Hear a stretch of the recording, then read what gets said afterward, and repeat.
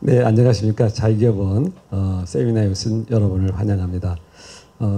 전 세계 리더 국가죠. 미국의 트럼프 행정부가 들어오면서 새롭게 개혁을 하고 있습니다. 미국은 상당히 그 개혁과 또 새로운 패러다임을 만들어가는데 능동적이고 적극적인 나라라는 생각이 드는데요. 이번 트럼프 대통령이 또 그런 새로운 시대의 흐름을 만들어가고 있습니다. 우리가 과거에 1970년대, 80년대 미국이 교육개혁과 경제 체질 개선에 나섰던 그런 기억이 있습니다. 그 이후로 미국은 한 40여 년간 승승장구를 했고 세계 경제도 거기서 같이 발맞춰서 미국과 함께 경제가 시장경제 원리 또는 자유의 원리에 따라서 번영을 누렸는데요. 어느 순간부터 좀 한계점이 왔다라는 판단을 미국도 한 것 같고 또 새로운 그 위협이 있다 보니까 미국은 또 이 교육, 행정, 다양한 분야에 있어서의 개혁을 다시금 시작하는 그러한 단계에 있습니다. 그러한 개혁이 성과를 내서 미국을 또 혁신하고 세계의 그 혁신의 새로운 모델을 또 제시할 수 있을지, 또 우리나라도 선진국에 진입한 그런 아주 높은 수준의 경제 구조를 갖고 있습니다만 앞으로도 또 성장률을 높이고 특히 이번 정부에서 3% 경제 잠재 성장률을 높이겠다라는 그런 아주 획기적인 그런 경제 방향을 제시하고 있어서 우리도 그러면 이러한 성장 가도에 있어서 어떤 개혁이 어떻게 이루어질 수 있을지에 대한 가능성, 이런 부분도 함께 생각해 볼 수 있지 않을까 싶습니다. 경제 성장률이라는 것이 단순히 경제만 성장하고 기업만 성장한다고 해서 되지는 않습니다. 사회 인프라에 해당하는 교육 시스템, 또 우리 제반 다양한 사회 분야에 있어서의 경쟁력이 함께 높아졌을 때 이러한 경제 성장률도 나타날 수 있지 않을까라는 생각을 하는데요. 특히 이 공적 부분에 있어서의 효율성과 경쟁력은 이러한 사회의 하나의 제도에 따른 하나의 인프라 같은 것이라기 때문에 기업 경제와도 아주 밀접하게 관계가 있다, 이렇게 말씀을 드릴 수가 있겠습니다. 그래서 오늘 미국의 이러한 개혁 흐름에 대한 내용을 한번 같이 한번 살펴보고, 또 이 부분에 우리 대한민국에서 가장 또 높은 식견을 갖고 있는 학자와 토론자들이 모여서 함께 발표를 해주시기 때문에 말씀을 함께 나누어 보시면은 대한민국이 앞으로 이러한 새로운 성장을 위해서는 어떤 분야가 어떻게 더 새롭게 혁신해 나갈 것인가에 대한 좋은 해답을 얻을 수 있을 것이라고 생각을 합니다. 함께 경청해 주시고요. 또 좋은 의견 우리 정부가 적극적으로 또 받아들일 수 있도록 또 같이 한번 의견을 모아보시길 부탁드립니다. 감사합니다. 안녕하십니까. 제가 오늘 사회를 맡은 CJ경제연구원 원장 조경혁입니다. 저도 얼마 전에 이제 CJ경제연구원을 설립해서 이제 운영을 하는데, 오늘 좀 저도 홍보를 좀 했으면 좋겠는데 남의 행사에 와서 하는 건 좀 그렇고 그래서 생략을 하고, 우선 이렇게 바쁘신 와중에도 이렇게 와주셔서 대단히 감사하다는 말씀을 좀 먼저 드리고요. 오늘 세미나는 아주 시적절한 것 같아요. 오늘 세미나 제목이 미국의 교육 행정 개혁과 한국적 시사점, 이런 주제로 하는데, 자유기업원하고 좋은 규제 시민 포럼, 한국정부학회가 이제 공동 주최로 하는 세미나입니다. 오늘 발표는 이제 두 가지인데, 자유기업원의 정책실장님 고광용 실장님께서 미국의 정부 효율부 설립과 행정개혁 분석 및 한국 시사점, 그리고 고려대학교의 선혜경 교수님께서 미국 교육부 폐지, 구상 분석을 통한 한국 교육 거버넌스 재구조와 방향, 아주 오늘 소중한 시간이 될 거로 생각을 하고요. 우선 이제 발표를 먼저 듣고 다른 얘기보다는 그 다음에 이제 토론을 이어나가도록 하겠습니다. 예, 감사합니다. 안녕하십니까. 인사드리겠습니다. 자유기업원 정책실장 고광용이라고 합니다. 반갑습니다. 제가 발제를 하고 또 제가 기획 추진을 하니까 좀 민망한데요. 어쨌든 그래도 저희 자기업원 지향이나 이런 어떤 뭐 가치 이런 것들하고 좀 결부되는 내용이기도 하고, 미국 트럼프 행정부가 이제 연초에 들어선 이후에 가장 강력하게 추진하는 게 관세가 하나가 있고, 두 번째로 이제 행정개혁 그리고 교육부 폐지 이런 내용이 있는 것 같습니다. 특히 정부 효율부를 통한 정부 조직 효율화 그리고 규제개혁 이런 내용이 있어서 그런 부분들을 좀 번역해서 소개하는 게 좋겠다라는 원장님의 계획도 있었고, 저도 거기에 충분히 부응을 해서 좀 해보려고 했는데 내용이 많이 좀 부실합니다.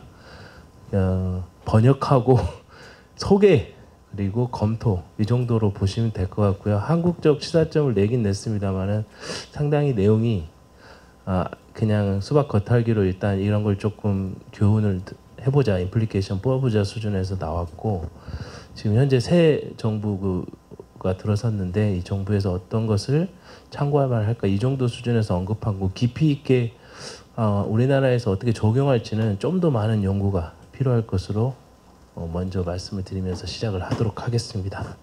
잘 아시겠지만 트럼프 행정부 들어서고 1월 달에 대통령 행정명령으로 정부 혈부, 소위 말하는 도지라고 하죠. 도지라는 게 부처가 아니라 사실 그 대통령 직속 기구로 설립됐고요. 이름은 이제 디파트먼트라고 해서 부처 이름으로 돼 있긴 한데 여기 소개돼 있긴 하지만 연방 의회에 그 승인을 받은 사항은 아니고 대통령이 이제 행정명령으로 추진하는 부처이고요. 이 부처가 어떻게 활동을 하고 이런 내용들을 구상을 하고 그에 대한 성과를 홈페이지에 정리가 돼 있습니다. 그래서 본 리포트 형태로 제출된 거는 미국의 행정개혁, 크게 이제 규제개혁, 그다음에 정부조직 효율화, 그다음 비용 감축 뭐 이 정도로 돼 있는데, 이런 것들이 어떻게 대통령 행정명령의 계획으로 나타나는가 정도로 보시면 될 것 같고요. 두 번째로 정부 효율부 활동 성과 현황으로 해서 이 네 가지로 좀 쪼개가지고 홈페이지에 있는 내용을 소개하고 번역하는 수준이 될 것 같습니다. 그리고 그와 관련돼서 임플리케이션을 뽑아봤고요. 대통령 행정명령은 처음 1월 달에 정부 효율부 설립과 집행 이렇게 돼 있는데요. 수장은 역시 이제 잘 아시겠지만 앨런 머스크가 수장으로 해서 들어섰고요. 처음에 상당히 이제 그 우리 트럼프 대통령하고 좀 굉장히 공고한 관계를 형성해서 강력하게 행정개혁을 추진하고 있긴 한데, 5월 달에 앨런 머스크가 이제 임기를 마치고 약 연 180일 정도 특별공무원으로 계약직으로 임용돼서 180일 임기가 끝나고 종료가 된 상황이고요. 현재는 좀 언론에서 보시면 약간 으르렁 되는데 약간 좀 해소되는 측면도 있긴 하고요. 그거는 그거와 별도로 도지의 활동은 계속되고 있다는 점. 그 다음에 이제 두 번째 규제 완화에 관련된 1월 말에 행정명령. 그 다음에 세 번째는 2월 달에 있었던 정부 효율부의 인력 최적화. 그리고 네 번째는 규제 완화에 대한 구체적 시행 상황, 이니셔티브. 그리고 다섯 번째는 2월 26일 날 있었던 비용 효율성, 그러니까 비용 절감에 대한 비용 효율화에 대한 이니셔티브. 그리고 여섯 번째로 3월 달에 있었던 관료직 감축, 그러니까 조직 효율화, 조직 통폐합 내용이고요. 그다음에 이제 팩트 시트 자료를 좀 번역을 했는데 그 내용은 낭비성 지출, 정부의 낭비성 지출을 좀 열거하는데, 사실은 바이든 정부에 있었던 트럼프 대통령이 좀 마음에 안 드는 사업들을 정리하고 그런 사업들에 투입됐던 보조금들을 감축하고 폐지, 이런 보조금 지출을 폐지하는 그런 내용들을 통해서 비용 감축을 했다는 내용이 많이 있고, 그래서 거기에 이제 국민의 알 권리 보장 차원에서 그 사업 리스트를 공개한 것으로 보시면 될 것 같고요. 그 다음에는 이제 정부 효율부 홈페이지, 도지 홈페이지를 번역한 내용을 소개를 하겠습니다. 우선 페이지를 좀 넘겨서 제가 이게 구구절절 다 설명드릴 필요는 없을 것 같고, 우선 제가 요약을 해놨습니다. 표로, 몇 가지 표로. 그래서 페이지 34페이지 보시면 정부 효율부 행정개혁 관련한 내용이 활동 분석이 표로 정리를 해놨고요. 첫 번째 표입니다. 12번, 표 12번이고요. 정부 일부 설립 및 활동이고요. 아까 말씀드렸듯이 목적 일론 머스크가 수장으로 해서 180일, 130일 정도의 특별 공무원 임기로 해서 5월 말 정도에 종료된 걸로 알고 있고요. 설립 방식은 18개월의 한시조직으로 구성이 됐습니다. 2026년 7월에 종료를 하고 설립 형태는 디지털 서비스 USDS를 개편해서 US 도지로 설립을 했습니다. 그리고 아까 말씀드렸듯이 이제 연방 의회의 법률 통과 없이 한시조직 형태로 만들어졌고요. 임무는 디지털 전환. 그래서 이제 AI나 이런 그 디지털 기술이 좀 정부 영역에 도입되는 거, 그다음에 규제 개혁, 비용 절감, 조직 인력 감축 효율화 등 4가지로 좀 정리되고, 저는 소위 이제 작은 정무로 입각한 행정개혁 사례로 보고 있습니다. 물론 트럼프 대통령이 공화당 출신이고 뭐 그런 성격들이 반영이 된 것으로 보이고요. 실무 추진 부서로서 각 기관, 그러니까 여기서 이제 에이전시라고 표현하는데 부처를 포함한 다양한 공공기관까지 포함해서 에이전시별로 도지 팀까지 구성을 했습니다. 그러니까 도지라는 하나의 부서를 만들고 각 부처 기관별로도 도지 실무 추진 기구로서 4명으로 조성된 인원을 해서 팀장, 기술자, 인사 전문가, 변호사 이 4명을 끼워서, 기술자는 이제 여기 디지털 기술을 좀 도입하는 어플라이하는 각 에이전시별로 그런 게 들어가 있고요. 임무는 아까 말씀드렸던 대통령 행정명령이 1년에 있었던 것들이 일련의 계획들을 하나씩 수행하는 곳으로 보이실 것 같고, 추가적으로 홈페이지 운영을 해서 비용 절감이나 수치화해서 공개하는 이런 내용들이 들어간다는. 그다음에 다음 페이지 규제 개혁 활동입니다.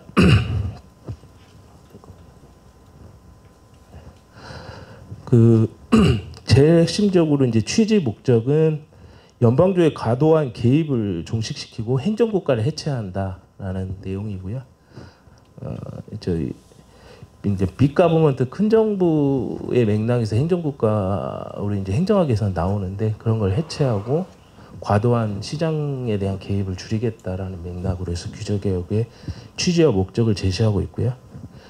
그리고 규제는 역시 이제 그걸 준수하려는 민간 영역에서 비용이 많이 따르기 때문에 그러한 지출을 어떻게 감축할 것인가에서 규제를 철폐함과 동시에 신규 규제가 만들어질 때 그 규제 비용을 어떻게 관리할지가 포커스가 되겠습니다. 그래서 첫 번째 활동으로는 규제 상한선을 정하는 거였고요. 그 맥락으로서 구체적인 추진 방안은 1대씩 규제 철폐가 있습니다. 그러니까 한 개 규제를 만들면 10개의 기존 규제를 폐지해야 된다는 겁니다. 좀 강력하죠. 무섭습니다. 두 번째는 신규 재정 규제의 순비용을 0 미만으로 만드는 것입니다. 그러니까 규제 하나 만들 때 기존 규제 비용을 10개의 규제를 아까 폐지하게 돼 있잖아요. 동시에 그 10개의 규제에 따른 비용들을 비용 편익을 따져가지고 0을 만드는 것입니다. 그러니까 규제를 폐지하면 편익이 생긴다는 거고, 규제를 새로 만들면 비용이 생기지 않습니까? 그거를 제로섬으로 만드는 맥락입니다. 그리고 이제 구체적으로는 관리예산실장, 대통령실에 있는 MBO를 통해서 규제 관리를 한다라는 것이고요. 그리고 관리예산실에 매년 제출, 그 규제 관리에 대한 기관별 규제 비용을 에이전시별로 보고하게 돼 있고요. 그거를 승인 절차를 다 받게 돼 있고, 통합 규제 관리를 해서 규제별 규제 순비용에 대한 관리랄지 규제 비용을 에이전시별로 총량을 정해서 관리하는 그런 맥락이 있습니다. 그리고 이제 핵심적으로 그러면 규제 개혁의 대상은 뭐냐라는 게 좀 7개 유형으로 정리를 했더라고요. 그래서 포괄적으로는 법률 및 행정부 정책과의 일치 여부를 검토하는 거고요. 법률은 이제 헌법과 법률의 위반, 그리고 행정부, 그러니까 트럼프 행정부에서 지향하는 정책 방향하고 다른 규제들은 다 폐지하겠다라는 거고, 7개형은 자세하게 나열을 안 하겠습니다만은 뭐 국익을 저해하거나 소기업에 과도한 부담을 주거나 민간 기업의 활동이나 창업을 방해하는 것들 등등등을 규제를 폐지한다, 해소한다, 철회한다, 이런 내용들이고요. 그래서 이러한 그 절차를 통해서 각 에이전시별로 그 총 절감액을 계산하게 하고, 그 다음에 규제 그 코드 있잖아요. 그 가이드라인이나 규제 코드들을 얼마나 문장을 단어를 삭제했는지를 수치화해서 공개하고 있고요. 예, 그렇게 가고 있습니다. 예, 규제개혁 활동은 이 정도로 정리가 되고요.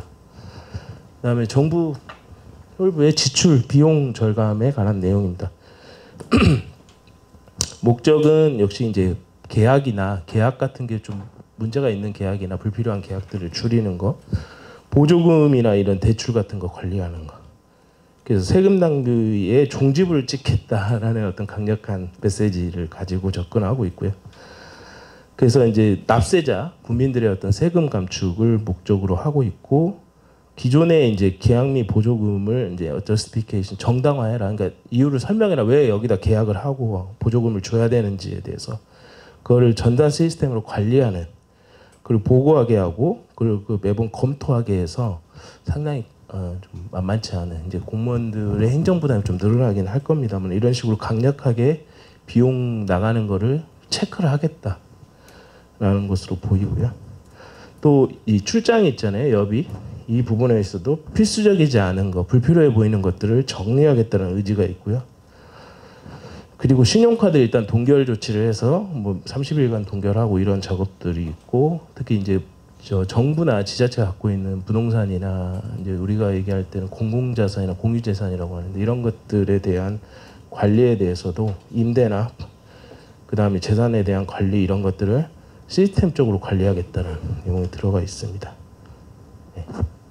그리고 그걸 통해서 바이든 행정부 시절에 아까 말씀드렸는데 수십억 달러 낭비되는 정치적 성향의 비효율 프로그램을 제거하고 전방위 조사에서 취소하는 그런 작업을 했고, 5천만 달러에 달하는 환경정의 보조금도 취소하고, DEI라고 그 관련 부서가 있었는데 거기 부서의 다양한 활동과 보조금 내역들을 재검토하거나 삭제하는, 그리고 교육부 같은 경우도 지금 아까 이제 나중에 성 교수님이 얘기하실 거라서 그건 넘기도록 하겠습니다. 거기에 그런 것들을 활동을 하고 있습니다.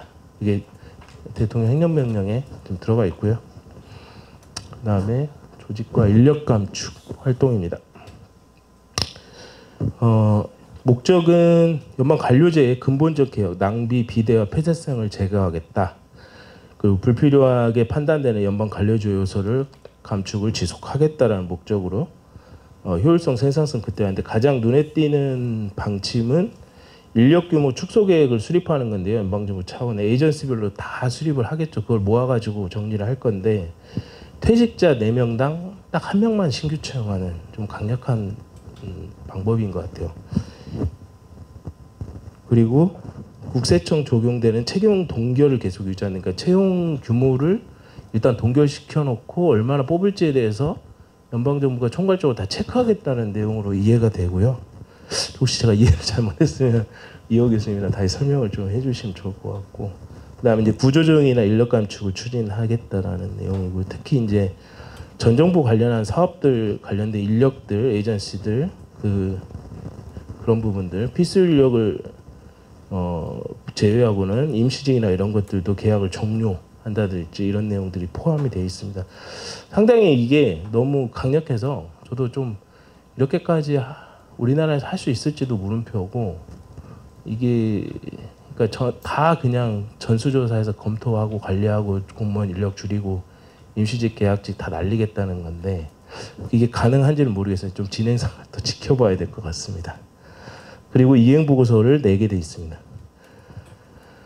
연방 관료제 범위를 축소하게 돼 있는데, 예를 들어서 연방 중재 조정 서비스라는 그 에이전시, 그럼 글로벌 미디어청, 그다음에 스미소니언 산하의 우드로 윌슨 국제학자센터, 박물관, 도서관 서비스 연구소 등 여러 개의 기관들, 전 정부와 관련된 것들을 최소한의 인력과 기능만 유지하거나 폐지하는 쪽으로 추진을 하고 있는 것으로, 그 관련된 이행 보고서를 MBO 관리재단 실장에 제출토록 하고 있습니다. 네, 그래서 그 관련된 그 행정부 소직의 서브에 있는 인력들, 조직의 수, 그 다음에 거기에 들어가는 인건비까지 다 공개를 하도록 하고 있습니다. 여기까지가 이제 정부 효율부 활동에 대해서 대통령 행정명령을 번역한 내용이고요. 사실은 사실 어려운 내용은 없습니다. 그냥 깔끔하게 그냥 강력하게 추진한다는 내용 위주로 되어 있고요. 그럼 홈페이지에 나와 있는 내용은 뭐가 있는가라는 것을 좀 말씀을 드리겠습니다. 아까 말씀드린 거에서 크게 벗어나지는 않습니다. 처음 첫 페이지 가시면 숫자가 나올 겁니다. 도제 홈페이지에 가시면 세이빙이라고 해서 얼마나 절감했는가 그거를 실시간으로 보고하고 있긴 한데 실시간은 아니고 한 달에 한 2번 정도 업데이트 되는 것 같아요. 제가 이 페이퍼를 쓰겠다고 계획한 게 한 4월인가 뭐 그 정도부터인데 거의 한 달에 월별로 그러니까 초반에 한 번, 하반에 한 번 해서 20일 경계에서 최근에 저는 5월 26일자가 가장 마지막 업데이트로 봤을 때 총 전략된 금액은 1,750억 달러로 제공을 하고 있고요. 그 다음에 납세자 1인당 절감액은 1,086.96달러로 제시를 하고 있어서 우리나라 돈으로 따지면 약 240조, 납세자 1인당으로 따지면 150만 원 정도 절감을 해서 굉장히 좀 직관적으로 숫자로 보여주고 있습니다. 이게 저는 국민들한테는 조금 이렇게 지식 학력 수준이 낮은 사람들한테도 굉장히 직관적으로 제공되는 어떤 장점이 있다고 보여집니다. 그다음에 두 번째로 기관별 에이전시별 효율성 순위를 매년 실시간으로 또 발표하게 돼 있어요. 월별로. 그래서 월별로 계속 체크를 해서 누적을 시켜서 절감액 순을 그래서 최대 절감액 모스트와 리스트로 나눠서 기관별 효율성 순위를 1위부터 제일 마지막 순위인 22위까지 공개를 하고 있습니다. 이게 공개가 갖고 있는 효과가 있는 것이겠죠. 그래서 일단 일시적으로 5월 26일에는 HHS 보건복지부가 1등으로 되어 있고 총무청 교육부 순위고 제일 마지막으로는 제한군인부 베테랑이 되겠어요. 그 다음에 계약 내역을 공개하고 있습니다. 그래서 이것도 에이전시별로 여기 지금 내무부의 계약 내역이 들어가 있죠. 날짜와 절감액. 그래서 계약 내역을 취소하거나 해지해 하면서 그 돈이 더 안 나가니까 그 돈이 안 나간 만큼 절감액을 따지고 있고요. 그 다음 보조금 누적 절감액이라고 해서 이것도 에이전시별로 그 보조금이 취소되거나 종료되는 거에 대한 절감액으로 산술적으로 계산해서 제시를 하고 있고 표로 좀 정리를 한 겁니다. 그걸 계속 누적해서 발표를 하고 있고요. 그다음에 또 임대 아까 얘기했던 이제 부동산이나 공유재산 같은 거에 대한 계약 종료를 절감액을 숫자적으로 그 건건이로 해서 그 설명과 면적 그리고 이런 것들을 다 제시를 하고 있습니다. 이게 과연 얼마나 오픈되는 게 좋을지는 검토를 해봐야겠죠. 근데 상당수 이 정도면 위치나 면적이나 이런 것들이 다 제공되고 있기 때문에 그런 걸 참고를 해봐야 될 것 같습니다. 그 다음에 레귤레이션 규제 쪽입니다. 규제 개혁에 따른 총 절감액과 규제 단어 삭제 수를 수치적으로 제시를 하고 있고요. 5월 26일 기준으로 절감된 금액은 한화 약 40조 정도고요. 규제 단어 삭제, 워드 딜리티드라고 되어 있는데 80만 개 정도 단어를 삭제한 것으로 제시를 하고 있고요. 그다음에 에이전시별 규제 개혁의 순위도 발표를 하고 있습니다. 아까 절감액 순위를 발표하듯이 그래서 소비자 금융 보호국 우리나라도 만든다는 소리가 있어요. 지금 새 정부에서 그래서 또 있는데 요게 지금 1등으로 하고 있고 보건복지부, 에너지부 등이 있습니다. 보건복지부가 좀 열심히 하는 느낌이 드는 것 같아요. 보건복지부 역시 다양하게 이제 그쪽 보조금 사업이 많으니까 특히 이제 전 정부 사업들을 많이 취소하면서 아마 순위에 올라 있지 않을까 이런 생각은 드는데요. 그다음에 이제 에이전시별로 규제 개혁에 대한 리스트를 제공하고 있고 구체적으로 항목별로 조항 그리고 절감한 숫자와 삭제된 단어 수를 다 제시하고 있습니다. 이게 어느 정도 공개를 하면서 각 에이전시별로 규제를 얼마나 실질적으로 폐지했는지를 가시적으로 보여주는 성과는 있다고 생각이 됩니다. 솔직히 말씀드리면. 그 다음에 위헌성 지수, 연방 코드 규제 현황을 그래프로 그려서 공개를 하고 있고요. 위헌성 지수라는 게 좀 재밌는데 법률 제정 건수 대비 연방의회가 통과시킨 법률 한 건당 선출되지 않은 관료들, 영어 번역이 그렇습니다. 행정 관료들이 만든 규제 규칙수로 이렇게 해서 디파인을 해서 위헌성 지수로 하고 있습니다. 위헌성이라는 표현이 좀 솔직히 제가 전라도 표현을 쓰기 거시기 하긴 한데 어쨌든 이렇게 표현을 했더라고요. 그러니까 규제 자체를 좀 악마시는 있는 것 같습니다. 이게 조금 이게 좋은 건지는 잘 모르겠어요.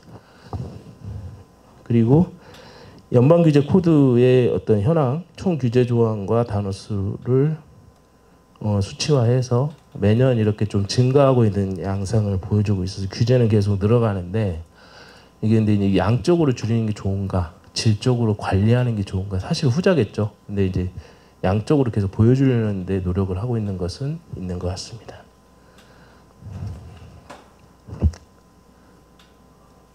다음에 이제 그 에이전시별로 규제 조항 수와 단어 수를 제시를 하고 있고요. 그리고 이제 세 번째는 스펜드입니다. 수입, 지출, 재정 적자 관련된 내용을 공개하고 있고요. 이건 별 내용이 아니라서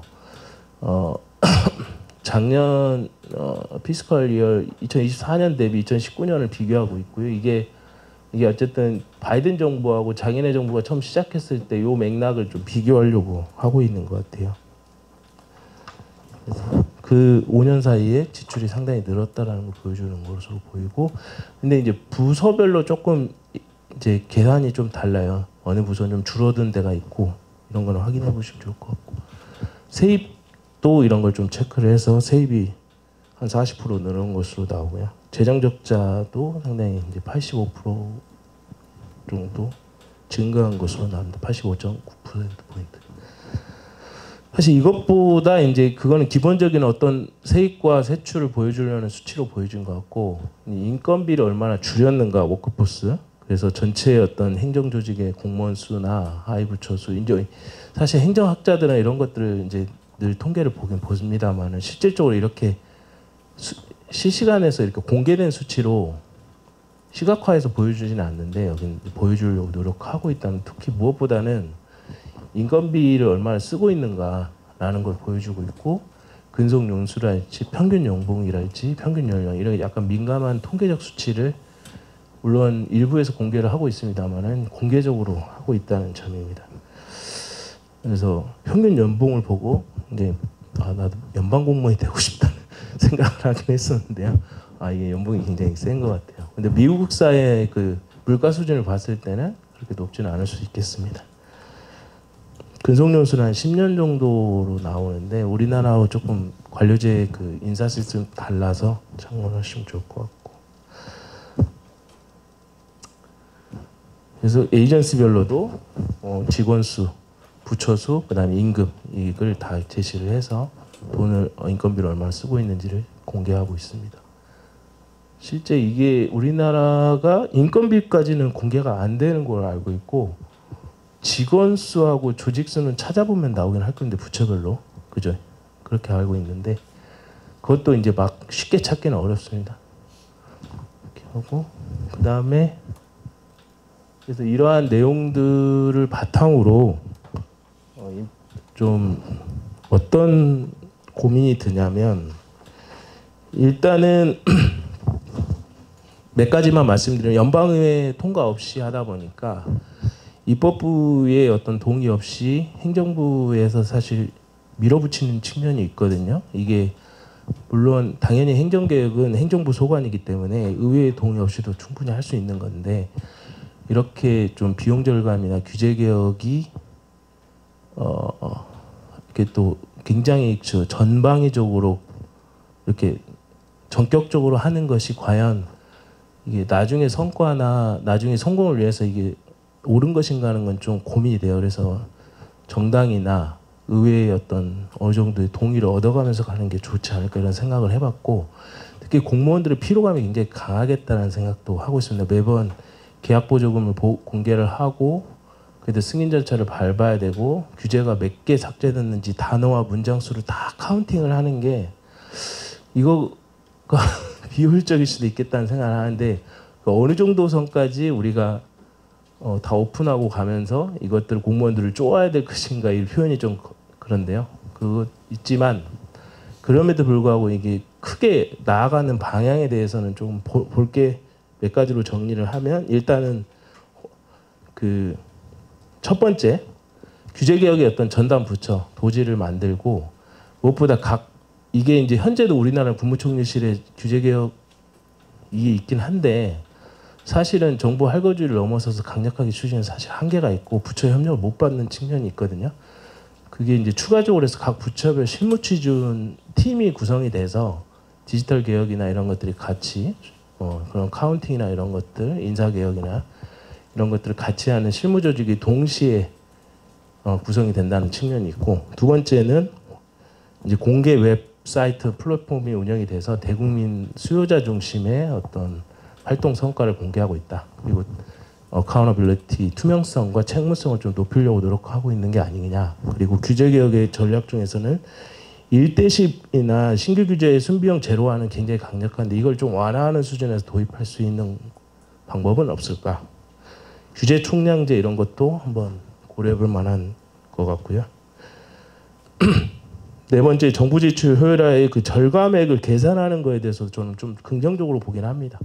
에이전시별로 하고 총합을 계산을 해서 우리 이번 정부 차원에서 이 정도 비용을 절감했습니다라는 거를 수치화해서 공개하면 국민들 입장에서 딱 직관적으로 와닿는 게 있으니까 굉장히 정교하게는 하기는 어렵겠지만은, 그리고 그 절감된 재원을 어떻게 활용할지도 얘기를 하면 국민들에 대한 책무성, 어카운터빌리티 좀 높일 수 있는 방안이 될 수 있을 것 같고, 인력 감축은 예를 들어서 지금 4명 대기 1명인데 이거 관련해서도 뭐 제가 2명 대비 1명을 써놓긴 했습니다만 이거 부분에서도 조금 참고할 만한 부분이 있고, 인력을 단순히 양쪽으로 줄이는 게 아니라 어떻게 하면 지금 있는 인력 중에 사실은 기존에 뭐 보조사업을 내리는데 그 보조사업의 관리자가 계속 있다는 등 또 규제별로 사람이 하나씩 붙을 수도 있고, 그런데 그 어느 정도 진짜 불필요한 규제가 제거가 되면 그 관련한 인력이 숫자가 불필요할 수 있거든요. 그런 것들을 조금 더 이제 질적으로 조금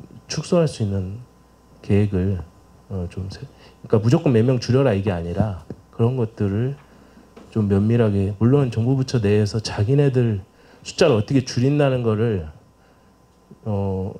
자기네들 스스로 만드는 게 쉽지는 않겠지만 그 가이드라인이나 이런 것들을 예를 들어 대통령실이나 이런 데서 조금 추진할 수 있는 고민들이 필요할 거. 물론 저희 국무총리실 같은 경우는 규제 개혁의 노하우가 있으니 어느 정도 만들 수는 있지 않을까 생각은 들고 있어요. 그 부분은 우리 이호 교수님도 계시고 또 심우현 본부장도 계시니까 좀 얘기를 해주시면 좋을 것 같고,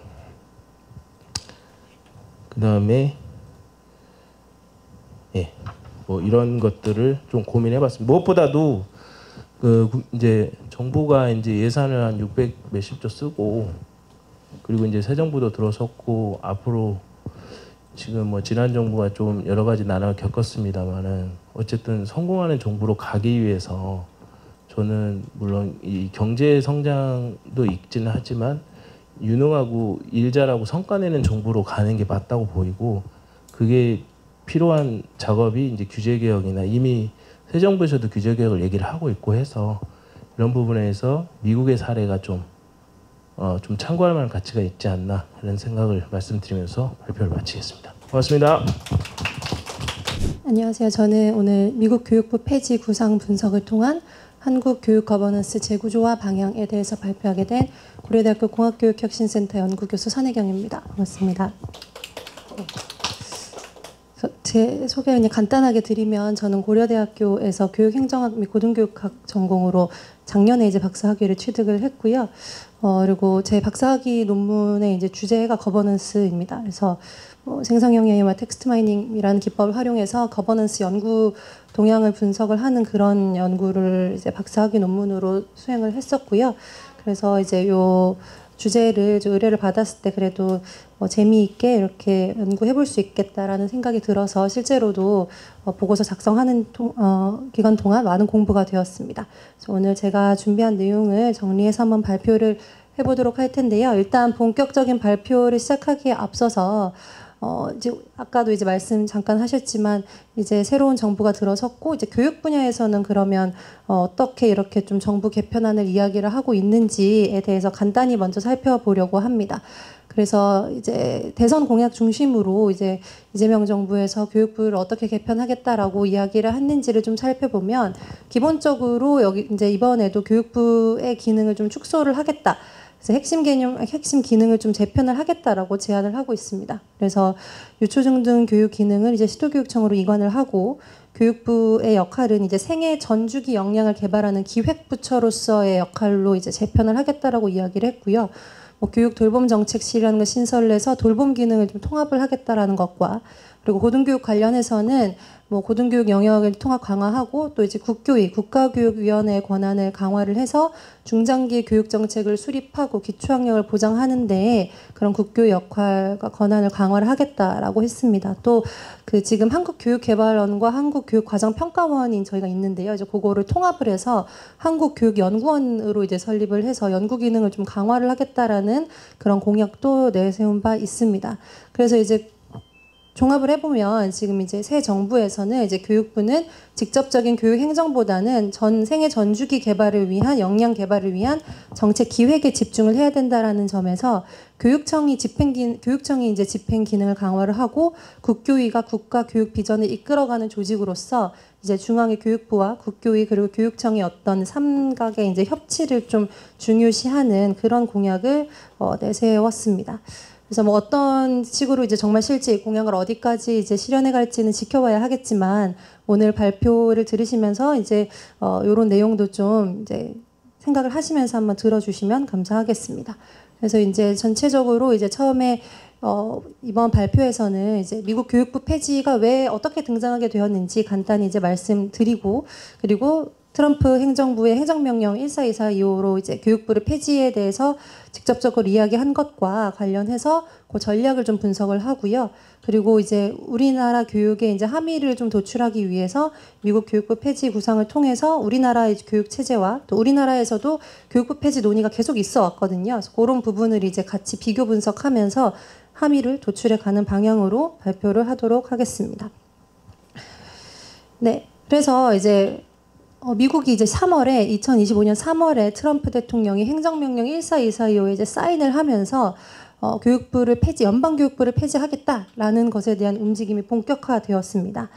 그리고 이제 한국에서도 아까 방금 잠깐 말씀드렸듯이 반복적으로 거의 김영삼 정부 때부터 반복적으로 뭐 대선이라든지 아니면 당선자 중심으로 그러니까 대선 공약이라든지 당선자 중심으로 지속적으로 교육부 폐지에 대한 담론이 있어 왔고 뭐 최근에도 계속해서 나오고 있는 이제 담론입니다.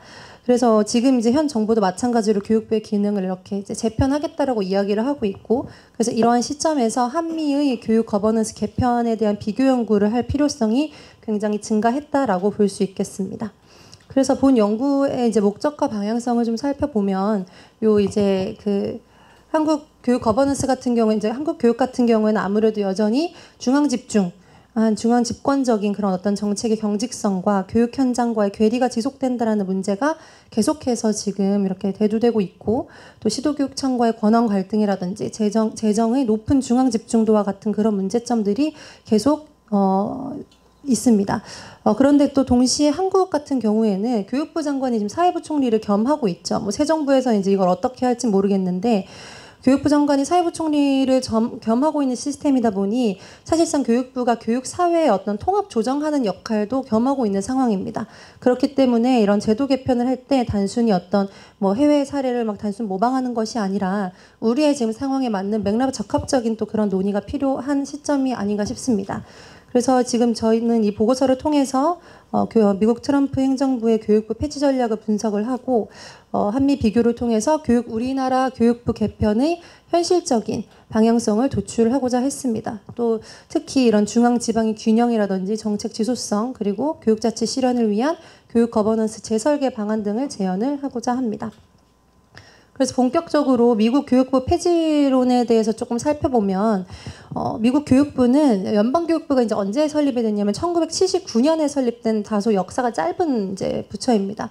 그래서 지미 카터 대통령이 그때 당시 대선 공약으로 연방교육부를 설립하겠다라고 하면서 이제 미국의 전국 이제 전미 교직원협회 NEA의 전폭적인 지지를 받았고요. 당선이 된 이후에 그 공약을 이행을 하는 이제 관점에서 연방교육부가 설립이 되었습니다. 당시 초대 장관 셜리 헙스테들러가 이제 지방자치 가치를 침해하지 않는 범위에서 연방 지원을 하겠다라고 이제 연방교육부를 설립을 했고요. 그렇지만 이제 그때 설립 당시부터 이미 보수 진영에서는 관료제가 비대화된다, 연방 개입을 하면 안 된다라고 강하게 반대를 한 바 있고, 그래서 이제 보수주의와 이제 반연방주의 이제 교육 철학에서는 이 교육이라는 거는 주 정부의 권한이고 학부모와 지역, 주 단위에서 그 지역이 결정을 해야 하는 사안이다라고 그런 보수주의의 철학을 좀 항상 기저에 깔고 있습니다. 특히 여기에서 이제 중심이 되는 게 학교 선택관이라든지 뭐 교육 바우처라든지 차터스쿨과 같은 그런 이제 개인과 지역의 선택권을 강조를 하면서 시장 경쟁을 통한 질 제고를 강조를 한다는 거죠. 그런 차원에서 이런 연방 정부에서 교육부로서 이런 교육 정책을 전반을 이렇게 잡고 있는 것은 올바르지 않다라는 그런 어떤 자율성, 시장 자율성에 기반한 그런 주장을 보수주의에서는 꾸준히 해왔다라고 보시면 되겠습니다. 그래서 트럼프 같은 경우에는 1기 트럼프 정부에서도 이런 연방 권한을 축소하고 학교 선택권을 강화하는 정책에 대해서 이야기를 했고, 오바마 대통령 시기에 있었던 그런 규제를 철회를 하자라고 이야기를 하긴 했었는데요. 이제 이때는 교육부 폐지까지는 도달하지 못하고 1기 정부가 끝났었고, 근데 이제 2024년에 트럼프가 다시 나타났죠. 다시 대통령을 하겠다고 이제 대선에 이제 뛰어들면서 교육부 폐지 공약을 좀 더 명시적으로 이제 내세우기 시작했습니다. 이때 이제 동시에 뭐 학부모 권리장전이라든지 CRT, 그 비판적 인종이론, 성정체성 교육 같은 걸 금지를 하는 걸 강조를 하면서 문화전쟁이라고 이제 일컬어지는 그런 의제를 내세웠고, 또 이제 워크 이념이라는 걸 반대를 하면서 보수적 교육 질서 회복을 강조했는데요. 워크 이념이 뭐냐면 워크가 그 웨이크의 과거형이잖아요. 그래서 그러니까 깨어 있다, 잠에서 깼다, 깨어 있다 이런 말인데, 그게 이제 무슨 원래는 어떤 의미냐면 그 우리 PC주의라고 하는 정치적 올바름이라는 그런 PC주의를 이제 주장하는 사람들이 깨어 있다라고 할 때 그때 이제 워크라는 말을 이제 썼는데, 그게 이제 조금 약간 이제 시간이 지나면서 그거에 이제 반대하는 사람들이 약간 우리나라 말로 좀 속된 말로 젊은 친구들이 쓰는 말로 약간 왜 깨시민 약간 이런 말 막 좀 쓰잖아요. 그러니까 우스갯소리로 그런 것처럼 약간 깨어 있는 척하는 사람들을 약간 이렇게 이제 약간 비판할 때 쓰는 말로 이제 워크라는 개념을 쓴다라고 하더라고요. 그래서 이제 워크 이념을 아예 이제 공식적으로 그런 이념을 반대를 하겠다라고 하면서 보수적 교육 질서를 회복을 하겠다라는 걸 강조를 하고 있습니다. 그래서 뭐 DEI나 젠더 이념 교육의 연방에 대한 연방 지원을 차단을 하고 교육의 본질인 기본 학습으로 돌아가자. 그래서 교육 정상화 프레임이라는 그런 어떤 이제 좀 프레임을 제시를 하면서 그런 이제 폐지 공약을 내세웠고요.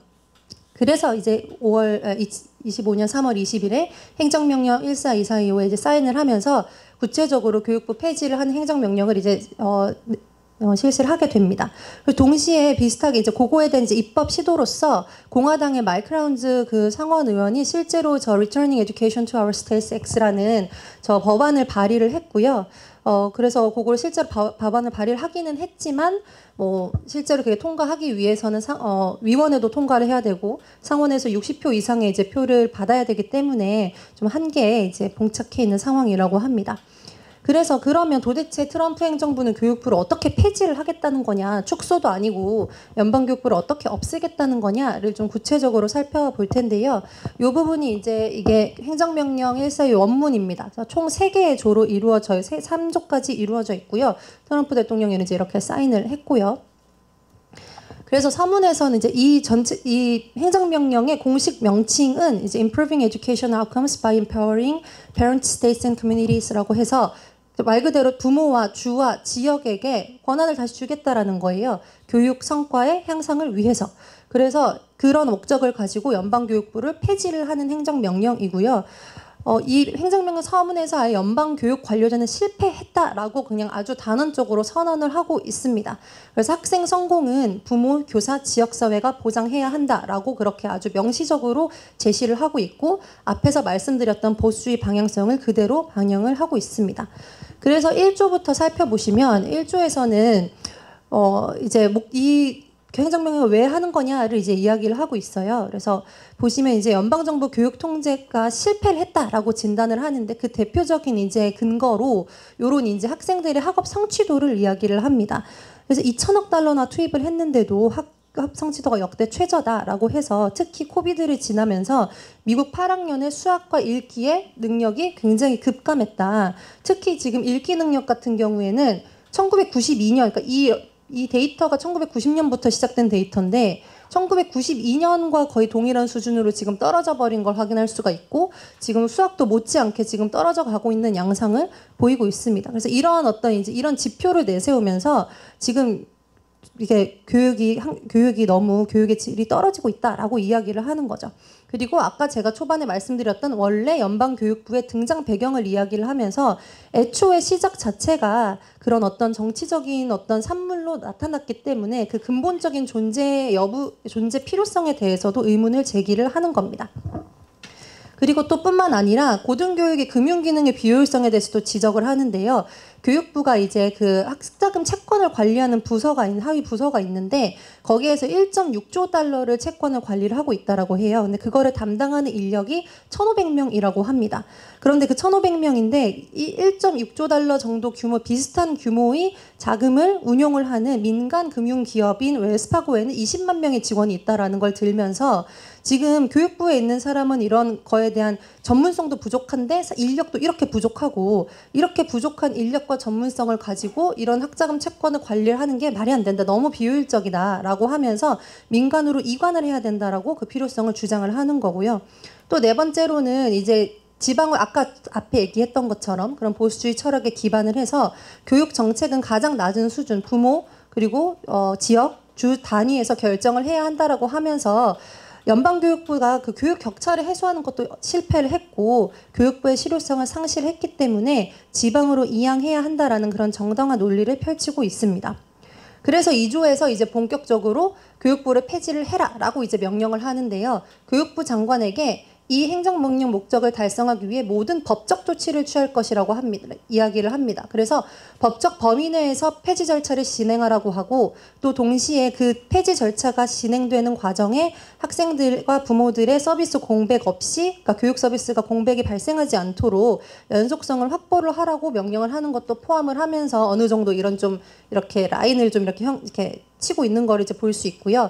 또 두 번째로 사실 이제 이것 때문에 굉장히 이 교육부 폐지하는 거에 대한 반발과 논란과 이런 게 굉장히 심한 건데요. 그 명시적으로 이 DEI에 대한 어떤 그런 정책을 폐지를 하라고 명시를 하는 거 이제 Diversity, Equity, Inclusion이라고 하는 이제 이런 포용적 정책에 대해서 이제 이거를 폐지를 해라. 그래서 여기에 들어가는 연방 자금을 완전히 다 끊으라고 이야기를 하는 거고요. 그래서 아무래도 이제 트럼프는 유명한 이제 백인 우월주의자이기 때문에 이렇게 이제 이야기를 하고 그 유명한 말이 있죠. 성별은 두 개밖에 없다. 이제 이런 거를 계속해서 말을 하는 사람이기 때문에 그러한 이제 그런 이제 맥락에서 젠더 이데올로기라든지 이런 정치적 편향이 들어가는 교육을 다 중단할 것을 아예 이념적인 부분까지 명확하게 이렇게 행정명령을 제시하고 있습니다. 그래서 이게 이제 언론에 이제 나올 때는 거의 이 부분만 이제 떼가지고 굉장히 이런 차별적인 법안이다 이렇게 좀 많이 나오고 있는 이제 그런 상황이고요. 그래서 3조에서는 이제 일반 조항인데요. 뭐 타 부처 권한을 보호하고 법적 예산적 테두리 안에서 실행을 해라. 그리고 뭐 개인이나 단체에 이걸 위한 어떤 법적 권리를 부여하지 말라라고 해서 그러니까 이게 굉장히 급진적인 행정명령이긴 하지만 법의 테두리 안에서 벗어나지는 않을 거야라는 거를 명시적으로 제시를 하고 있습니다. 그래서 근데 아까도 제가 이제 그 공화당 의원이 지금 이거를 입법을 했다라고 했는데 사실상 뭐 이런 의회에 어느 정도 그거 표를 얻지 못하면 통과를 하기가 어렵기 때문에 완전 폐지까지는 어렵지 않을까라는 게 사실 좀 대부분의 사람들이 그런 의견인 것 같고요. 그리고 이제 특히 이런 DEI 폐지라는 저런 이제 조항 때문에 교육 현장의 혼란과 그리고 정치적인 저항을 지금 많이 맞닥뜨리고 있는 상황입니다. 그래서 물론 이제 이러한 어떤 이제 행정명령을 통해서 교육 거버넌스 전환이 필요하다라는 그런 어떤 논의에는 기폭제 역할을 할 것으로 보이지만 아주 많은 사회적 비용과 갈등 그리고 또 여러 가지 어떤 법과 정치적인 어떤 그런 한계에 좀 맞닥뜨려서 실제적으로 완전히 폐지되기보다는 단계적인 권한 이양과 기능 축소 정도로 귀결되지 않을까라고 좀 조심스럽게 전망해 볼 수 있을 것 같습니다.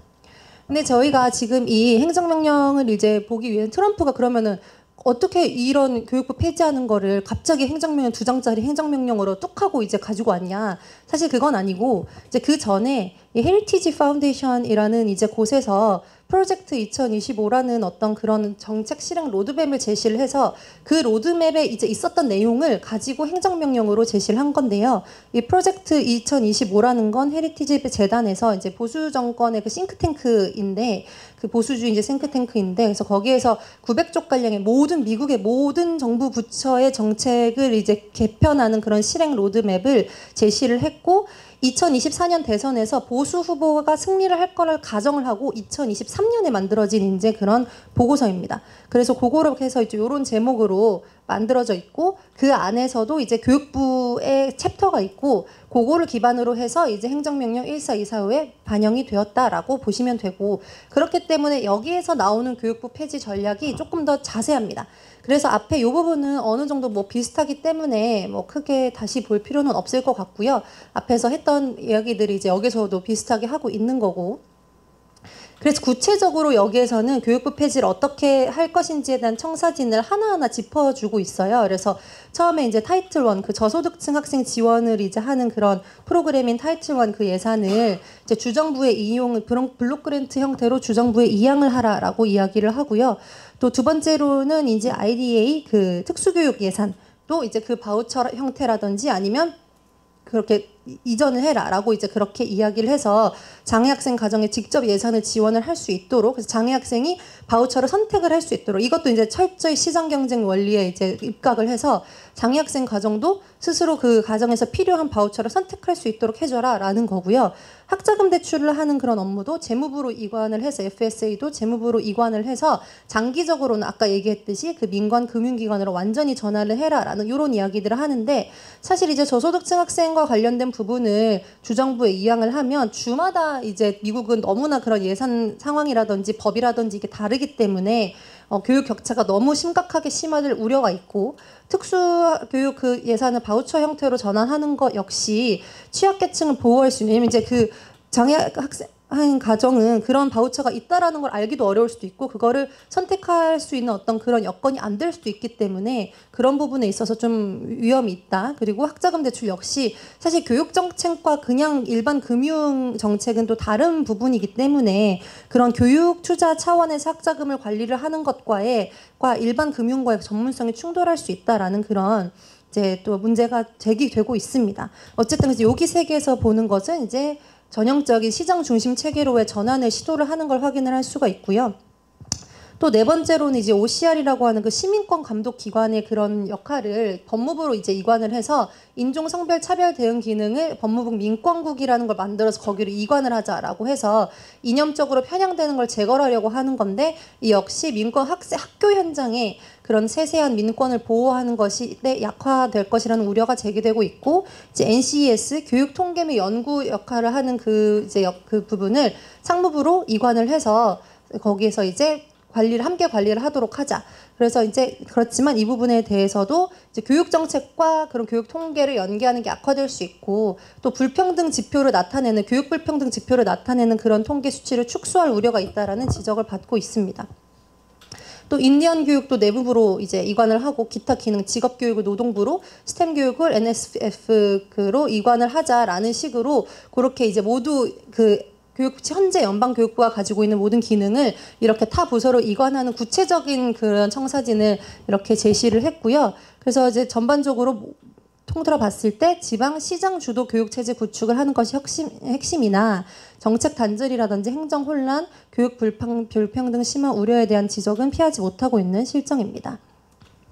네, 그래서 이제 이러한 내용들을 바탕으로 이제 우리나라에 어떠한 함의를 가지는지 좀 볼 텐데요. 앞부분에는 제가 아까 이렇게 얘기하고 그냥 뚝 뭔가 함의를 하기가 좀 그래서 제가 이제 미국의 교육 그 제도와 체제와 우리나라의 교육 체제를 좀 비교를 하는 부분을 제가 보고서에 넣어놨는데요. 이 부분까지 다 말씀드리기엔 시간이 좀 부족할 것 같아서 리포트를 참고를 해보시면 될 것 같고요. 뭐 헌법상의 교육 주체라든지 교육 행정 구조, 그다음에 뭐 교육 과정과 교육 과정의 자율성과 책무성 차원에서도 어떤 차이가 있는지. 그리고 교육 재정은 이렇게 눈에 딱 띄게 보이실 텐데 우리나라와 굉장히 차이가 크죠. 그래서 미국 같은 경우에는 주정부와 지방정부에서 이런 식으로 가지고 있고 이제 우리나라 같은 경우에는 중앙에서 내려가는 그런 교육 그 재정 교부금이 거의 90% 이상을 차지하고 있다라는 그런 큰 차이가 있고요. 그래서 그런 식으로 이제 제가 여기 그 리포트에 정리를 해놨고 또 표 하나로도 정리를 해놨기 때문에 살펴보시면 될 것 같습니다. 그래서 아까 제가 앞에서도 말씀드렸듯이 그래서 우리나라에서도 교육부의 폐지에 대한 논의 역사가 굉장히 긴 편이라고 말씀을 드렸는데요. 그래서 이제 미국과 우리나라의 교육 체제에 대해서 이렇게 비교를 해봤고, 그렇다면 이제 우리나라에서 교육부 폐지의 논의 역사는 어떤지에 대해서도 간단히 살펴보면, 아까 말씀드렸듯 14대 김영삼 대통령 이제 그 당선인 시절부터 해서 그런 이제 교육부를 축소를 해야 된다라는 이야기가 나오기 시작했고요. 매 정권이 바뀔 때마다 나왔던 이야기입니다. 그래서 매 대통령 때마다 폐지가 나왔던 건 아니고 실질적으로 교육부 폐지라는 어젠다가 처음 등장했던 건 16대 대통령 선거 때 대선 후보였던 정몽준 대선 후보가 폐지를 해야 된다라고 이제 이야기를 처음 했었고요. 그리고 나서 이후에 이제 뭐 17대 이제 대통령 대선 전국과 그때 이제 정당에서도 교육부를 폐지를 해야 된다. 그리고 이제 요 대통령 후보가 그러니까 18대 대통령 선거에서도 대통령 후보였던 문재인 대통령이 이제 축소를 해야 된다라고 이야기를 했었고 19대 대선 때도 당시 안철수 후보가 폐지를 해야 된다고 이야기를 했었고요. 또 이렇게 윤석열 정부가 들어설 때도 대통령 인수위원회 때 요거를 좀 축소를 해야 된다. 그래서 그때 이제 윤석열 정부 때는 맞물려서 이전 문재인 정부 때 추진을 했던 국가교육위원회가 출범을 하던 시기였기 때문에 교육부를 축소를 해야 된다라는 이야기가 또 계속 나왔습니다. 그래서 지금 이제 바뀐 새 정부에서는 또 어떻게 하는지 앞에서 말씀을 드렸죠. 네, 굉장히 이렇게 반복적으로 논의가 많이 되고 있는데 사실상 이런 반복적 논의는 결과는 결국 중간 수준의 타협적 존치로 귀결되는 경향을 매 정권마다 보이고 있습니다.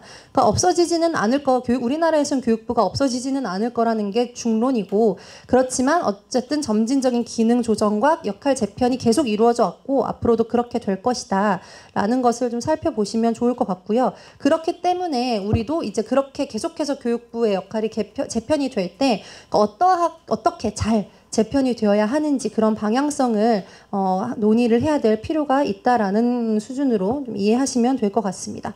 그래서 뭐 제가 뒤에 이제 결론부에 좀 정리를 해두긴 했는데요. 이런 이제 그에 앞서서 이제 미국 교육부 폐지 구상에 따른 우리나라 이제 교육의 어떤 각 측면에 어떤 함의를 가지는지를 좀 간단히 살펴보면 교육 행정 측면에서는 어쨌든 중앙정부의 과도한 통제가 비효율을 초래를 가능하다라는 건 방금 미국의 사례에서도 볼 수 있었고 우리도 어느 정도 동의를 하는 바입니다. 그래서 실제로 지금 현 정부에서도 이런 식으로 교육부는 정책 기획 중심으로 그리고 유초중등 운영 권한은 집행 권한은 시도교육청으로 이양을 하려고 그렇게 이야기를 하는 거고 또 이제 일부 연구에서는 입법권 재정권까지 포함을 해서 시도교육청에 실제적인 자치를 보장을 해야 된다라고도 이야기를 하고요. 자원도 좀 효율적으로 재배분할 필요가 있고 앞선 그 실장님 발표에서 도지정부 얘기해줬던 것처럼 어느 정도 그걸 효율화된 중복 기능을 좀 정비를 하고 그런 게 해서 실제로 필요한 학교와 교실에 정말 필요한 자원을 효율적으로 재투자를 할 필요가 있다라는 점 정도를 생각해 볼 수 있을 것 같고 거버넌스 측면에서도 방금 얘기했듯이 정권 교체할 때마다 교육부 존폐에 대해서 얘기가 나오고 정책이 계속해서 바뀌는데 그거를 넘어서는 초정권적인 그리고 장기적인 거버넌스 체계 구축이 필요할 것이고 그걸 할 수 있는 건 지금 현 수준에서는 국가교육위원회의 역할이 그래서 중요할 것이다 라는 점을 이야기할 수 있을 것 같습니다. 그래서 이제 미국의 사례는 거의 완전한 분권화, 교육부를 폐지하고 완전 분권하는 것을 지향을 하고 있지만 사실상 우리나라에서는 이제 중앙 지방 간의 균형적인 협력 구조를 통한 실질적인 교육 자치를 실현하는 방향으로 가는 것이 더 적합하다고 보입니다.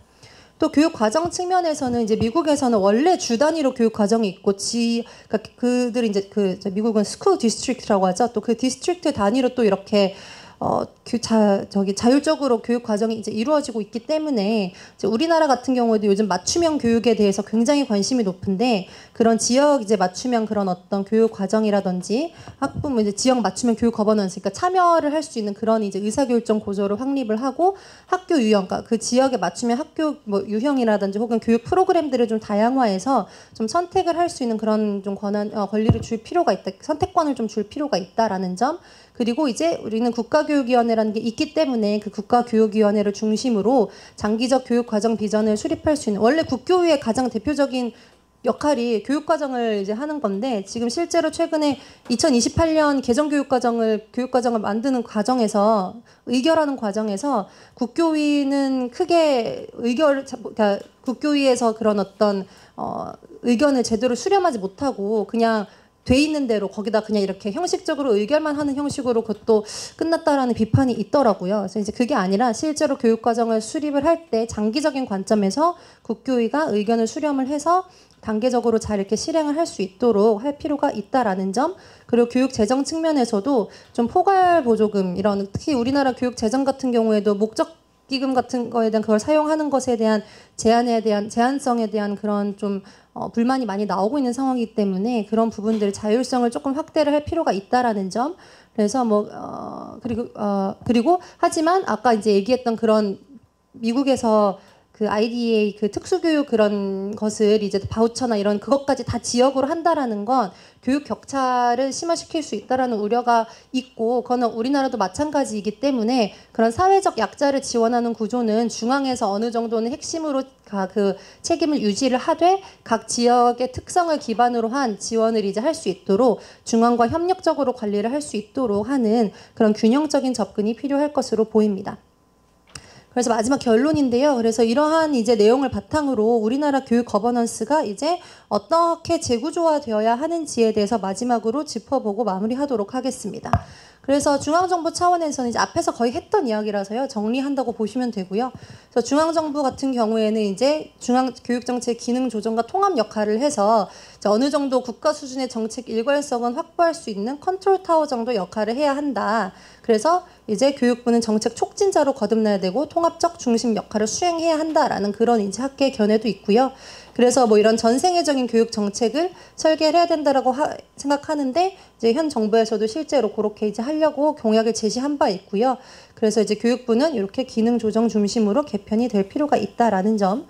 지방교육자치 수준에서는 자율성과 책임성을 확보를 해야 된다. 그래서 교육감이 지역교육의 최종 책임자가 돼서 유초중 등 사무는 지방으로 과감히 이제 이관을 이제 할 필요가 있다라는 점, 그리고 뭐 상설 협의기구 같은 걸 제도화해서 그런 협력 체계를 좀 구축을 해서 갈등 관리할 수 있는 메커니즘을 만들 필요가 있고, 또 이제 중앙이 이제 표준을 설정하고 아까 말씀드렸듯 우리나라는 중앙의 역할을 완전히 배제를 할 수 없는 그런 구조이기 때문에 그러니까 중앙이 표준을 설정하고 그런 평가와 감독 이런 정도로 한다라고 하면 실제로 지방에서는 그런 자율성을 좀 어느 정도 담보를 받을 수 있어야 하고 다만 그에 따른 책임성, 책무성은 확보를 해야 된다라고 이야기할 수 있겠습니다. 마지막으로 이제 국가교육위원회 마지막 하나 더 있나 이제 국가교육위원회 같은 경우에도 지금 이제 윤석열 정부가 시작함과 동시에 거의 맞물려서 국교유가 시작이 됐는데 사실상 지금 실질적으로 본래 그런 기구의 목표를 잘 달성하고 있지는 못하는 상황이고, 따라서 이제 좀 교육부의 그런 우리가 큰 교육부라고 이렇게 얘기를 하는데 그런 교육부의 중심 구조에서 좀 벗어나서 국교위를 이제 장기적인 초정권적인 정책 기구로 강화를 하고 독립성과 전문성을 보장을 할 필요가 있겠다. 그리고 뭐 시도교육감 협의회와의 상시 소통 창구를 마련한다거나 여러 가지 이런 상향식 정책을 반영할 수 있는 구조를 만들 필요가 있을 것이고, 아까 제가 서론에서도 말씀드렸던 교육부, 국교위, 지방교육청 간의 삼각 협치 체계를 구축을 할 필요가 있겠다라고 이야기를 할 수 있겠습니다. 그래서 이제 마지막으로 이제 미래지향적이고 통합교육 거버넌스를 하기 위해서는 결국 우리는 이제 포용적 거버넌스로 가야 할 것이다. 그래서 뭐 제가 몇 가지 뭐 적었는데 그거는 뭐 읽어보시면 될 것 같고요. 그래서 이제 이런 교육부의 폐지가 아니라 이제 우리나라는 이제 좀 재창조의 방향으로서 그런 이제 현실적인 이제 그런 방향으로 좀 이렇게 재창조를 해갈 필요가 있다라는 점이고, 말씀드렸던 균형적인 개편 그리고 분산적, 협력적, 포용적 거버넌스로의 전환이 필요하다라고 생각을 합니다. 네, 그래서 뭐 이렇게 쭉 보시면 될 것 같고요. 그래서 결론은 지속 가능하고 미래지향적인 한국 교육 개혁의 발판을 마련할 필요가 있고, 이제 오늘 이제 미국의 사례를 이제 살펴봄을 통해서 그러한 어떤 시사점을 얻어서 우리나라도 좀 발전적인 방향으로 교육 거버넌스가 개편되었으면 좋겠다라는 바람을 말씀드리면서 발표 마치도록 하겠습니다. 네, 감사합니다. 정말 잘 들었습니다. 우선 첫 번째 발표 고광영 실장님께서 그 미국 행정부 정부 효율부 설립 관련해서 이제 우리나라의 그 규제 개혁이나 공공 부분 개혁에 대해서 말씀을 하셨는데, 뭐 아시다시피 모든 정부들이 규제 개혁을 얘기를 하죠. 그런데 끝나고 나면 항상 규제 숫자가 더 늘어나 있는 게 사실이었고, 성공한 정부가 한 번도 없어요. 그래서 그 이유가 저는 생각을 할 때 규제 개혁의 공무원들이 역유인이 작동을 하기 때문에 그렇다고 생각을 하거든요. 그래서 규제 개혁을 하면 어떻게 유인이 공무원들한테도 어떻게 유인이 작동하는지 이런 것들이 조금 더 살펴봐야 될 것 같고, 그다음에 그 규제 영향 분석 같은 거, 아까 뭐 미국 같은 경우에 정부 효율이 240조 1인당 1,000달러 이상씩 이렇게 효과가 나타나고, 규제 개혁이 뭐 40조 원의 이런 효과가 있다 이렇게 이제 발표를 했는데, 우리나라도 규제 영향 분석을 조금 더 세부적으로 구체적으로 체계화해서 이거를 평가하는 시스템을 이제 구축을 해야 될 것 같아요. 그리고 두 번째, 교육 거버넌스 같은 경우에도 지금 미국 발표를 들어보니까 미국 내는 이제 교육부 폐지를 넘어서 교육을 누가 주도를 하니까 이 교육을 주체까지 바꿔가는 이런 이제 추진을 하려고 하는 것 같은데, 성 교수님께서는 이제 여러 가지 한계로 인해서 아직 그 미국이 기능 축소에 그치지 않을까 이렇게 이제 예측을 하고 계신데, 어쨌든 이제 미국에서도 큰 이제 변화가 있을 것 같고, 이게 우리한테 주는 시사점도 상당히 큰 것 같아요. 말씀하셨듯이 중앙하고 지방과의 조화를 통해서 새로운 이제 거버넌스를 구축해가는 이런 이제 계기가 됐으면 하는 생각입니다. 그래서 오늘 이제 토론은 네 분을 저희가 모셨습니다. 뭐 지금 학계나 정책 이런 현장에서도 다양한 이제 경험과 넓은 이제 깊이 있는 연구들을 하셨던 분인데요. 우선 그 배재대학교 이제 이효우 교수님, 조정 부장님, 심의원 박사님 오셨고요. 그다음에 교육과 관련해서 토론해 주실 카이스트의 이제 김준영 교수님, 그다음에 이제 중부대학교의 이제 엄준영 교수님, 이렇게 네 분을 이제 모셨는데, 워낙 풍부한 경험도 갖고 이제 학문적 여러 가지 연구들을 하셨기 때문에 오늘 매우 높은 수준의 이제 토론이 기대되고 있습니다. 그러면 우선 이 발표 스케줄대로 이제 정부 효율부 규제와 관련해서 두 분이 이제 먼저 토론하시고, 다음에 이제 교육과 관련된 개혁 두 분이 토론을 하는 걸로 하겠습니다. 그래서 이여구 교수님부터 이제 토론을 좀 시작을 해주시죠. 소개받은 이여구라고 합니다. 굉장히 좋은 발표와 저도 굉장히 많은 정보를 얻을 수 있어서 반가웠습니다. 어저께인가 제가 그 인터넷을 검색하다가 굉장히 재밌는 내용을 하나 발견했는데요. 성균관대 행정학과 교수님으로 계시는 조민효 교수님이 박사 논문 주제가 이거라고 하더라고요. 교도소에 간 엄마의 아이들이 성적이 오를까요? 떨어질까요? 답은 엄마가 교도소에 가면 아이들이 성적이 오른다고 합니다. 굉장히 재밌죠. 미국에서 사례를 분석한 거라고 하는데요. 이유는 왜 그랬느냐? 교도소에 갈 정도로 엄청났던 엄마는 평소에도 애들 관리를 안 했을 것이기 때문에 오히려 그런 엄마가 없어지니까 성적이 더 올랐다. 이 결론입니다. 근데 제가 아까 사실은 그 선 박사님 선 교수님 말씀 드리면서 그 생각을 굉장히 많이 했습니다. 우리나라 교육부가 정말 교도소에 간 엄마까지는 아니지만 대학에 있는 입장에서는 굉장히 큰 문제의식을 가지고 있는 건 사실입니다. 왜냐하면 이게 왜 그러냐면 이제 진보든 보수든 어느 정부 막론하고 정부가 집권할 때마다 어느 정부나 교육부는 너무 지긋지긋하다라고 얘기했던 거는 교육부의 운영 방식이나 교육부의 그동안에 해왔던 것이 너무나 큰 문제가 많다라는 것은 정말 그런 생각이 좀 들었습니다. 그 본격적으로 말씀드리면 저는 efficiency라는 개념을 좀 좋아합니다. 그래서 이 정부 효율부라는 이 제목은 정말 기가 막히게 지었다라고 생각을 합니다. 우리나라에 이것과 비슷한 정부 조직이 있었습니다. 이명박 정부 집권할 때 국가경쟁력강화위원회라는 조직이 있었는데요.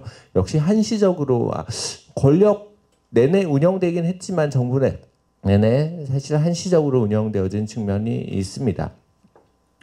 왜 효율이 중요하냐라고 생각했을 때 저는 정부 운영의 가장 기본적인 이념은 효율이라고 생각합니다.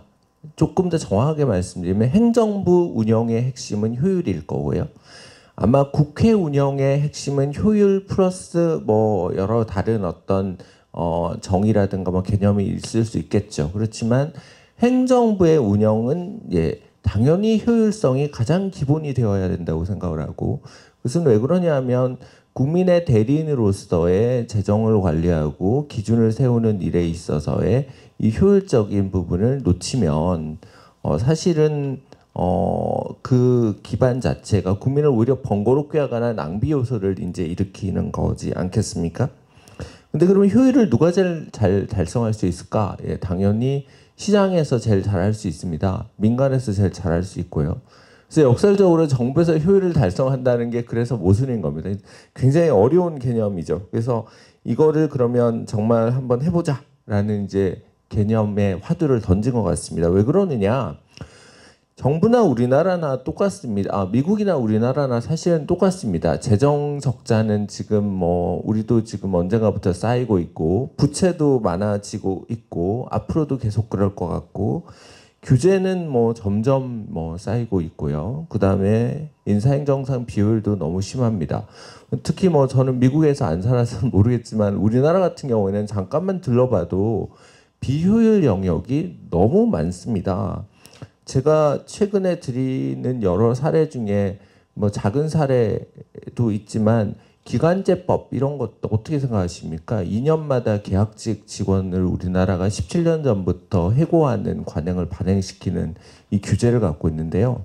기업에서는 2년마다 교육을 시킨 다음에 쓸만하면 이렇게 해고를 해야 되고, 해고하니까 고용기금 나가야 되니까 실업기금 적자 가중되고, 그 다음에 더군다나 2년마다 해고하는 시스템 만들어 놓고 청년들한테는 빨리 결혼해서 애를 낳아야 되지 않겠냐 이렇게 하고, 그래서 이걸 위해서 또 재정을 쏟아붓습니다. 그래서 이런 모순적인 정책을 정부가 하는 것은 이거는 이념도 아니고 진보 보수의 영역도 아니고 그야말로 효율적이지 않다 이렇게 이제 생각이 되어집니다. 그래서 아마 미국에도 똑같은 문제의식을 가지고 있고, 더군다나 미국은 정부의 재정 적자가 뭐 산더미처럼 쌓이고 있는 상황이어서 이런 방법이라고 생각합니다. 그럼 이것을 어떤 식으로 해결을 해야 되냐라고 생각해 보면, 기왕에도 정부는 이런 일을 계속 해왔거든요. 뭐 개혁이라는 이름으로.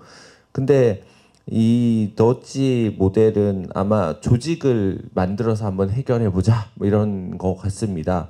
그래서 한시적 조직이든 어떤 조직이든 만들어서 이거를 좀 한번 뚫고 나가보자 이렇게 이제 생각이 되는 것 같습니다. 그래서 저는 이런 문제의식에서는 조금 공감을 합니다. 각 부처가 사실은 자기 스스로 개혁을 하기가 어려워서 주도적 주체는 있어야 될 수밖에 없고, 행정부 내에서 그래서 우리나라도 정부가 바뀔 때마다 청와대에서 뭔가 해야 되지 않냐 뭐 이런 얘기를 하는 것도 똑같은 방식인 것 같아서요. 그래서 조직을 통해서 이것을 좀 운영을 해보자 뭐 이런 것은 좀 동의하는 측면이 있습니다. 그래서 이명박 정부 때 국가경쟁력 강화위원회도 아마 한 1년 정도 동안은 꽤 많은 일을 했던 것으로 이제 기억을 합니다. 저는 규제 쪽에 좀 관심을 좀 가지고 보고 싶은데요. 왜냐하면 규제 정책의 개혁은 정말 시급한 문제여서 이것을 좀 본격화시켜서 하는 것은 너무너무 중요하다. 그래서 이것은 그리고 지금의 체계로는 좀 어렵다. 이렇게 자연스럽게 우리나라 얘기로 이제 좀 가면 지금의 체계로는 상당히 어렵다. 그래서 뭔가 체계적 고민을 좀 해야 되는데요. 미국과 우리나라의 규제 개혁은 조금은 숙제가 다른 것 같다는 생각을 했습니다. 아까 그 실장님 말씀드리면서, 왜냐하면 미국이 굉장히 많은 일을 하기를 했는데 그냥 저희 관점에서 보면 그냥 많은 일을 양적으로 했구나. 근데 그건 두 가지일 것 같은데요. 크게 할 게 별로 없었나? 이런 생각도 하나 있었고, 또 하나는 이게 양적 방식으로 이제 가다 보니까 하나 하면 10개 없애야 되고 이렇게 가니까 이렇게 쌓였나 이렇게 이제 되어지는 것도 있는데요. 근데 우리는 제 판단으로는 미국보다 훨씬 더 크게 할 게 많습니다. 덩어리 규제라고 하는 것이 너무너무 많습니다. 그래서 이런 것들에 대한 개혁을 하는 데는 뭔가 개혁의 주체가 굉장히 필요하고 중요하다라고 생각을 합니다. 그래서 저는 우리나라의 적합한 방식은 미국 방식은 좀 아닌 것 같아요. 왜냐하면 미국처럼 하면 행정력이 엄청나게 소모됩니다. 이거 한 개 만들 때 10개 없애라고 하면 이것도 다 뭐 공무원들이 이거 다 해야 될 거고요. 그다음에 이거 뭐 다 분석해서 계산해서 보고해라고 하면 아마 집에 못 가실 거고요. 근데 아마 이게 과연 실효적일까라는 것은 문제가 있고, 특히 우리나라 정부도 이런 식으로 계속 해왔습니다. 정부에서 바뀔 때마다. 그래서 저는 좀 제안을 드리는 게, 차제에 어젠가 국정기획위원회에서도 뭐 일을 시작하신다고 하니 각 부처가 이미 알고 있습니다. 본인들이 가지고 있는 규제 중에 정말 고구마 같은 게 몇 개가 있는지. 저도 사실은 몇 개씩은 읊을 수 있을 것 같은데요. 이것들에 대해서 제출을 하게 해서 이거를 어떻게 5년 동안 개혁할 것에 대한 로드맵을 만들어서 이거를 해야 됩니다. 아까 기간제법이라든가 뭐 이런 큰 것들, 이제 백본이 되는 규제들을 개혁을 하지 않으면 작은 류의 규제 개혁으로 과연 실효적인 성과를 낼 수 있을까라는 부분에 대한 고민이 사실은 좀 있습니다. 더 이런 생각을 하게 된 이유가, 어제 국정기획위원회에서 나온 자료가 대한민국 진짜 성장을 위한 전략입니다. 진짜 성장. 그래서 이전에는 진짜 성장을 못했다는 거 아니겠습니까? 진짜 성장을 위한 전략을 어떻게 해야 될까? 저는 이 방점이 어디에 있나고, 이제 진짜 성장이라면 당연히 이렇게 생각합니다. 좋은 일자리가 많아져야 됩니다. 좋은 일자리가 많아져야 청년들이 좋은 기업에 뭐 들어가고 자기의 보수도 많아지고 성과도 많아지고 그러지 않겠습니까? 그러면 좋은 기업이 많아져야 되겠죠. 그러면 기업 활동이라든가 좋은 기업에 대한 진입 규제를 억누르는 이 규제에 대한 파격적 개선은 너무너무 중요하다. 이런 생각을 사실은 했습니다. 뭐 열거적으로 여러 얘기를 할 수 있겠지만 이 정도 말씀으로 마치고요. 그리고 그런데 하나 문제는 제 생각에는 아까 시장도 얘기했지만 좀 과격하다, 이 도치 방식이. 그래서 이렇게 과격하게 되어져서는 사실은 부작용이 너무 크다. 그래서 굉장히 규제 개혁도, 사실 규제 개혁, 규제 완화 뭐 이렇게 하지만 아까 박사님도 말씀하셨지만 재설계잖아요. 이제 재설계는 굉장히 섬세해야 되고요. 그래서 이런 부분에 대한 고민도 좀 해야 되고, 이벤트 방식으로는 좀 안 될 것 같다는 말씀도 좀 드리고 그렇습니다. 마지막으로 제가 마무리하면서 드린 말씀은, 지금 오늘 두 분 발표 중에서 가장 많이 나온 이제 방식이 뭐냐면 행정명령이거든요. 그래서 저는 개인적으로 요즘 행정명령에 관심이 많습니다. 왜냐하면 미국에서는 이게 그래도 가능할 수 있는 이유가 행정명령으로 일을 할 수 있기 때문이에요. 정부가 행정명령, 노예 해방도 행정명령으로 한 거 아시나요? 링컨 대통령이. 그래서 행정명령으로 상당히 많은 일을 할 수 있고 이것으로 정리할 수 있는 구조적, 제도적 세팅이 있는 거거든요. 근데 우리나라 이게 가능할까? 우리나라는 아마 이거 불가능할 겁니다. 그러니까 모든 정부의 의사결정 구조가 지금 전부 다 법률로 가 있고 국회로 가 있어가지고요. 그래서 제가 이제 국정기획위원회에도 굉장히 걱정하는 게, 국정기획위원회 명단을 보셨나요? 거기 대부분의 위원들이 민주당 의원들입니다. 그래서 저는 이런 식으로 일을 해서는 곤란하다. 그래서 정부의 이 실장이나 차관복급의 공무원분들께서는 자기 부처에서 고구마처럼 막힌 정책 과제를 다 알고 있습니다. 이 사람들한테 룸을 열어주고 일을 할 수 있게 해주는 방식의 일이 맞는 거지, 국회가 이걸 개입해서 가기 시작하면 일이 당연히 안 됩니다. 왜냐하면 거기는 효율을 추구하는 조직이 아닙니다. 효율을 추구하는 조직이라고 가겠지만 결국은 효율 플러스 알파적인 개념에 막혀서 아무것도 안 될 겁니다. 그래서 이런 방식에 대한 고민을 좀 해야 된다. 그래서 정부의 재량적 개혁계 활동에 대한 얘기를 좀 해줄 수 있어야 되지 않나라는 생각을 합니다. 예. 교육부 말씀은 이따가 예, 사적으로 많은 말씀을 드릴 수 있을 것 같습니다. 이 정도로 마치겠습니다. 고맙습니다.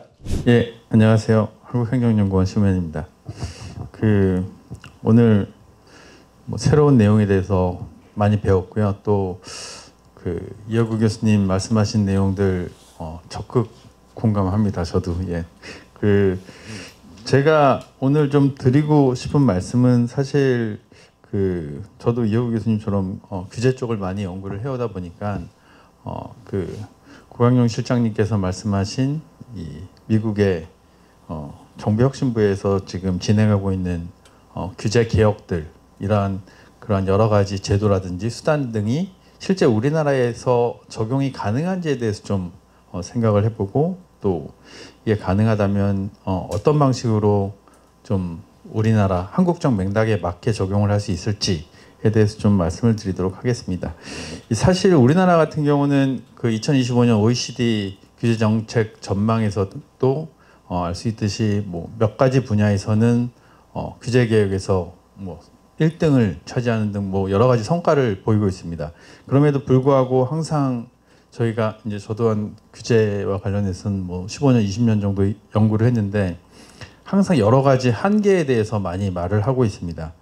이러한 한계들을 좀 극복을 하기 위해서는 어떻게 보면 이 미국에서 하고 있는 이러한 좀 급진적인 규제 개혁과 관련된 그러한 제도들도 우리나라에서 좀 적용이 가능하지 않을까 좀 생각을 해봅니다. 오늘은 그래서 크게 이 행정개혁, 특히 이제 규제개혁과 관련해서 총괄 컨트롤 타워를 설치하는 것이 우리나라에서 어떤 그러한 방식으로 이루어질 수 있는지, 그리고 이 더지의 성과 발표라든지 투명성 강화와 관련된 내용, 그리고 1대10 원칙이라든지 규제 총 순비용 제로화와 관련된 그러한 내용들에 대해서 한국적 시사점을 좀 말씀을 드리도록 하겠습니다. 우선 이 행정개혁 좁게는 규제개혁 총괄 컨트롤 타워와 관련해서 이것이 설립되는 것이 과연 타당한지, 그리고 만약 타당하다면 어떻게 운영되는 것이 좋을지에 대해서 좀 간단히 말씀을 드리도록 하겠습니다. 저는 사실 규제개혁위원회, 우리나라의 규제개혁위원회가 상당히 잘 일을 하고 있다라고 생각을 합니다. 그럼에도 불구하고 예산의 독립성이라든지 그리고 비상설 기구로서의 한계라든지 그리고 전문성이 부족하다는 그러한 여러 가지 지적들도 어느 정도 공감을 하고 있습니다.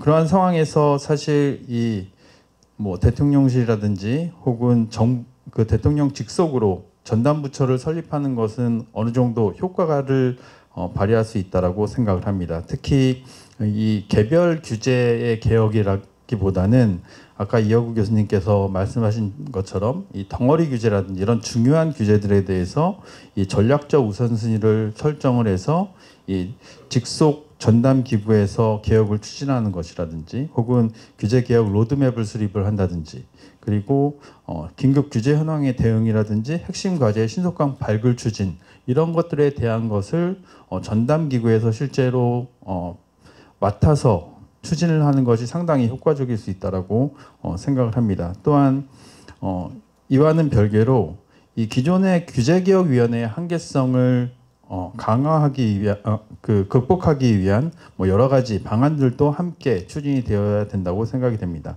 방금 말씀드린 것처럼 예산이 독립적이지 못한 한계라든지 이 사무국이 독립되지 못했다는 한계 뭐 이런 것들이 있는데 이러한 것들을 좀 극복을 해서 실제로 이 규제개혁위원회가 실질적인 권능을 가지고 규제개혁을 추진하는 그런 방향으로 규제개혁이 이루어지면 좋을 것 같다는 생각을 해봅니다. 두 번째로는 이 성과 공개와 투명성 강화의 필요성에 대해서 좀 말씀을 드리도록 하겠습니다. 이 더지 홈페이지에서 지금 뭐 행정개혁과 관련된 그리고 좁게는 규제개혁과 관련된 다양한 성과를 수치화해서 공개를 하고 있고 이런 것들이 투명성이라든지 국민 신뢰성 제고에 상당히 어느 정도 이제 성과를 내고 있다라고 생각이 됩니다. 반면 우리나라 같은 경우는 OECD 규제 정책 전망에서 투명성 지표 평가와 관련해서 1위를 차지하는 등 어느 정도 또 성과를 내고 있긴 합니다. 또한 이 규제정보 포털에서도 다양한 규제 개혁과 관련된 내용들을 지금 발표를 하고 있어서 국민에게 혹은 수요자에게 다양한 정보를 제공을 하기 위해서 노력을 하고 있습니다. 그럼에도 불구하고 우리가 제공하는 규제 개혁 기업과 관련된 다양한 정보들은 사실은 이 실질적인 성과에 대한 정보라기보다는 이 절차적 투명성에 관련된 내용들이 상당히 많이 있다라고 보여집니다. 이런 면에서 어떻게 보면 이 도지가 그 실시간으로 제공하는 다양한 규제 개혁에 관련된 정보들을 우리나라에서도 제공을 하는 것이 어떤 면에서는 합리적이지 않을까라는 생각이 들긴 합니다. 그럼에도 불구하고 약간 조심해야 될 부분이 이 규제 절감의 숫자라든지 혹은 규제 비용의 감소와 관련된 그러한 내용들을 중점적으로 보여주다 보면은 비용의 과소 추정이라든지 편익의 과대 추정이라든지 뭐 이런 식의 다양한 부작용이 발생을 할 수가 있습니다. 따라서 이러한 평가가 이루어질 때 다양한 의견 수렴이라든지 혹은 전문가가 참여하는 과정 또한 같이 제공이 돼서 실질적인 비용이라든지 편익이 제대로 추정이 될 수 있는 그런 과정들이 좀 필요할 것이라고 생각이 됩니다. 특히 우리나라 같은 경우는 제가 그 규제와 관련된 연구를 하면서 그 10년이 넘는 연구를 하면서 계속 지적되어 왔던 내용들이 이해관계자 의견 수렴이 항상 부족하다. 그리고 이해관계자가 의견을 제시했을 때 이러한 의견 제시가 어떻게 처리되고 그 결과를 보이는지에 대한 내용들이 상당히 부족하다라는 그러한 지적들이 있었습니다. 새 정부에서는 바라건대 이러한 문제들에 대해서 좀 더 적극적으로 검토를 해서 해결할 수 있는 방안을 좀 마련을 했으면 좋겠습니다. 이 마지막으로 1대10 규제 철폐 원칙과 관련된 내용을 좀 말씀을 드리면 사실 그 이호 교수님도 말씀하셨는데 이게 새로운 제도는 아니라고 생각이 됩니다. 우리나라 뭐 영국에서부터 우리나라 다른 나라들도 이미 뭐 원인 투 아웃이라든지 뭐 코스트 인 코스트 아웃이라든지 비슷한 제도들을 이미 다 수행을 해오고 있었습니다. 다만 이제 미국 같은 경우는 좀 더 급진적이라고 보여지는 그러한 것들이 있는데 이 제도를 우리나라에서 단순히 시행하기에는 좀 어려움이 있지 않을까라는 생각이 듭니다. 첫 번째는 우리나라와 같은 경우는 이미 뭐 규제 영향 분석이라든지 혹은 사후 규제 영향 평가라든지 이러한 부분에 있어서 상당한 그 수준에 올라와 있는 상황이고 단순히 양적 개선보다는 이미 질적 개선에 대해서도 상당히 신경을 쓰고 있는 그런 상황이라고 말씀을 드릴 수가 있습니다. 또 한 가지 좀 어려운 부분은 우리나라 같은 경우 이 정부 입법보다는 의원 입법이 상당히 많습니다. 90% 이상이 의원 입법이기 때문에 사실 이런 부분에 대해서 어느 정도 뭐 평가라든지 여러 가지 제도 개선이 평가에 대한 제도 개선이 이루어지지 않으면은 사실 이 정부 입법안에 대해서만 뭐 규제를 줄인다든지 비용을 줄인다든지 하는 것만으로는 이 한계가 너무 존재하기 때문에 이러한 부분들을 좀 고려할 때 단순히 이 제도를 도입하기에는 좀 어려움이 있을 것이라고 생각이 됩니다. 따라서 좀 더 현실적인 접근법은 이 규제 비용에 대한 정량적 분석을 할 때 그 의회 입법안에 대해서도 좀 더 사후적으로 평가할 수 있는 방안들을 좀 마련하는 것들이 한 가지 방안일 수 있겠고 또한 이 비용 편익 분석의 정확성을 높이기 위해서 뭐 다양한 그 외부 자문이라든지 이런 전문가들을 활용한 노력들이 좀 필요할 것이라고 생각이 됩니다. 마지막으로 이 한국 규제 개혁과 관련해서 사실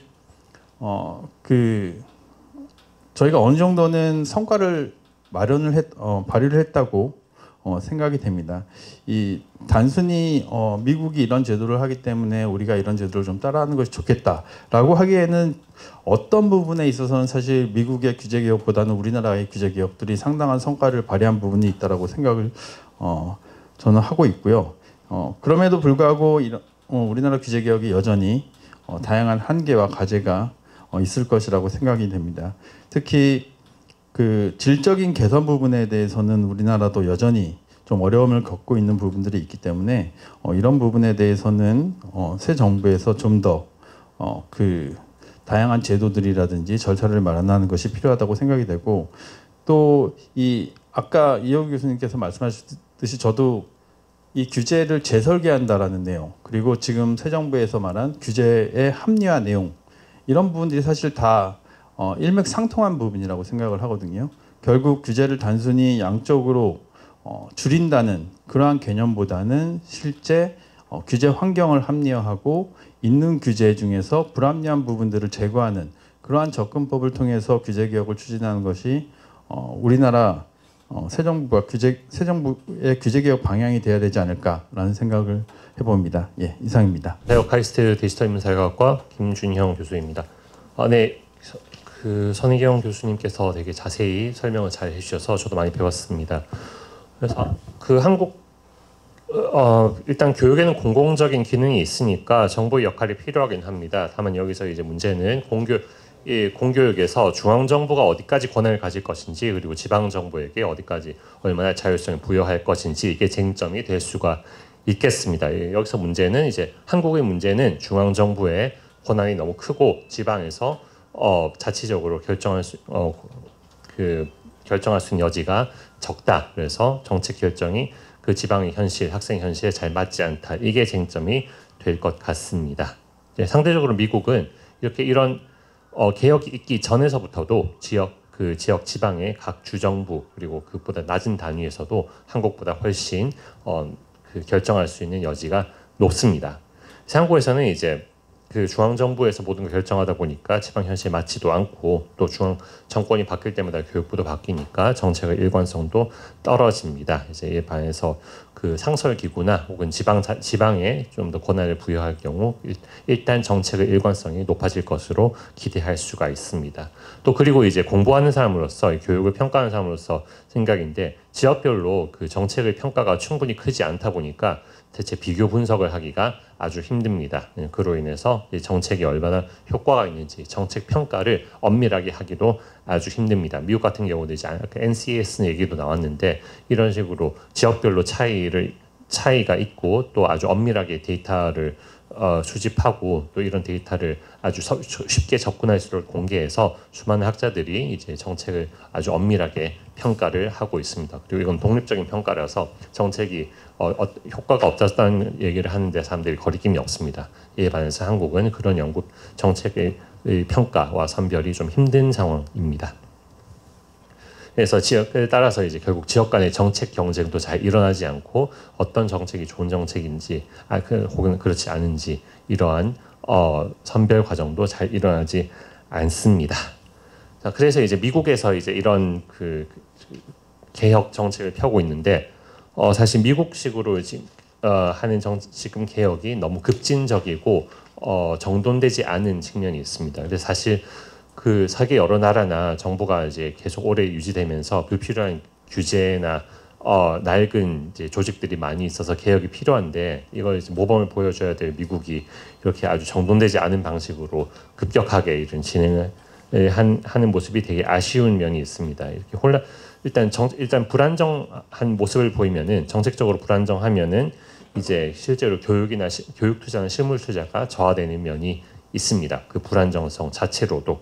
그리고 또 이제 그렇게 갑작스럽게 조직을 없애려고 하면은 당연히 그 기존 조직에 속한 사람들이 저항을 하겠죠. 그리고 또 이렇게 이제 큰 가시성이 큰 많이 주목을 많이 받는 개혁 프로그램이 의도한 그 영향을 받지 못했다.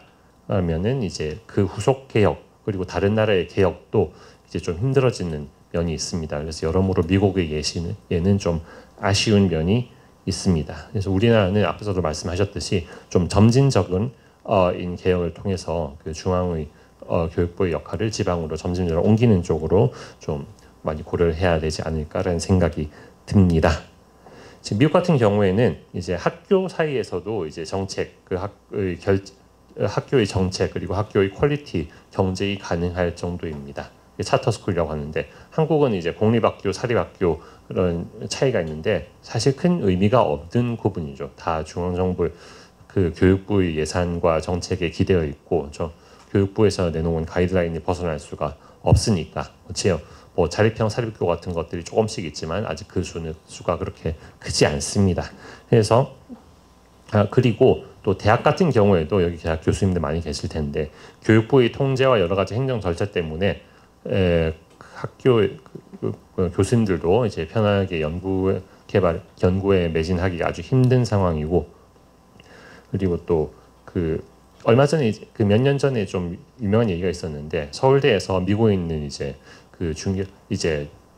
조교수에서 중견으로 넘어가는 교수님들을 이제 초빙을 했는데 이제 그 교수님이 거절을 했습니다. 이제 서울대에서 한국 사람을 불렀는데 거절한 아마 그때가 최초의 사례라고 이제 알려졌는데 이제 한국 그 서울대에서 대우도 충분하지 않고 연구 환경도 좋지 않으니까 그래서 나름 소소한 충격파가 있다고 들었습니다. 지금 대학 이제 고등학교 초중고 교육뿐만 아니라 대학 교육도 이렇게 지나친 규제 때문에 길을 펴지 못하는 현실입니다. 그래서 이제 지금까지 모든 이제 이런 정책이 위에서 아래로 이루어졌는데 한국은 좀 이제 아래에서 위로 가는 방향도 좀 뚫어야 될 것 같습니다. 그래서 제가 얼마 전에 청소년 정책 평가도 했었는데 한국에서 이제 요즘 뭐 청소년 위원회라는 식으로 이제 학부모나 그 학생 본인의 목소리를 정책에 반영하려는 노력을 하고는 있습니다. 근데 아직까지 조금 보여주기식인 면이 있고 좀 더 확대해서 학부모, 그 학생 그리고 그 학생을 고용하는 이제 고용인 입장까지 반영해서 좀 정책을 반영하는 기구를 상설로 만들어야 되지 않을까라는 생각이 좀 듭니다. 그리고 앞서 말씀하신 대로 중앙의 교육부는 조율 각 그 지방자치단체 간의 조율과 협력을 하는 쪽으로 그 역할을 이전하고 지방자치단체 그 여러 가지 권한을 지방으로 이전해야 되지 않을까라는 생각을 듭니다.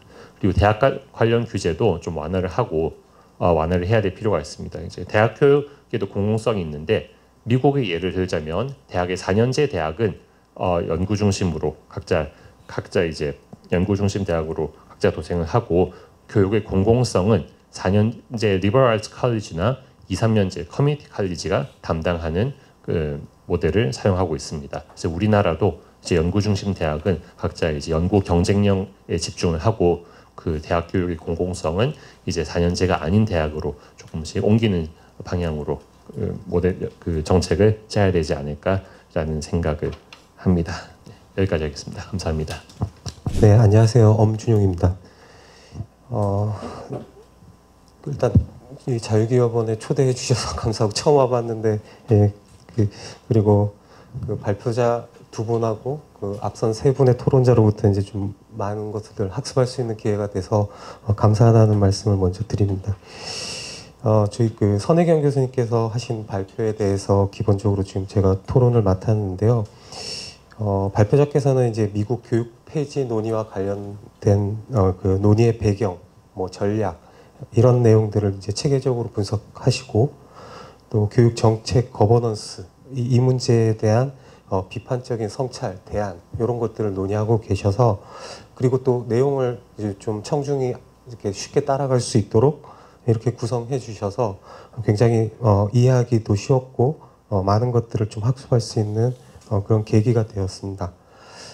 또 이 미국 교육부 폐지라는 이 논쟁적인 주제가 단순하게 이제 미국의 어떤 정책 사례를 이제 소개하고 이러는 것을 넘어서 제가 생각하기에는 이 교육 정책에 관한 근본적인 질문들, 즉 국가와 시장은 어떻게 해야 되고 중앙과 지역은 어떻게 해야 되고 자율과 규제는 어떻게 해야 하는가 이런 문제들에 대해서 우리 다시 한번 환기할 수 있는 그런 기회를 줬었던 의미 있는 발표라고 생각하고 또 한국에서도 우리가 앞선 발표에서 들었듯이 이 유사한 그 주제가 계속해서 역대 정부에 걸쳐서 실천적으로 논의가 되어 왔었기 때문에 여기에도 여러 가지 시사점을 준다고 생각합니다.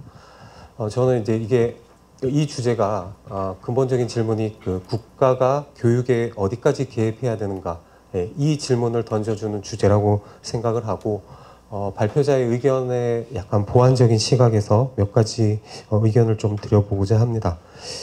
뭐 미국 교육부 폐지 구상의 이제 핵심 내용이라든가 주요 쟁점 부분은 앞선 이제 발표자께서 많이 이야기를 해주셨는데 크게 요약하면은 한 5가지 정도로 요약을 해볼 수 있을 것 같습니다. 연방 정부의 교육 개입을 좀 축소를 해서 지역 중심의 어떤 자율성과 시장의 원리 이런 부분들을 좀 강조를 하고 중앙 정부에서 가지고 있던 교육 예산과 권한을 주정부로 이양을 해서 그 연방 주정부에서 주나 지역 차원에서 그 지역의 실정에 맞도록 이것을 활용할 수 있도록 해달라는 거.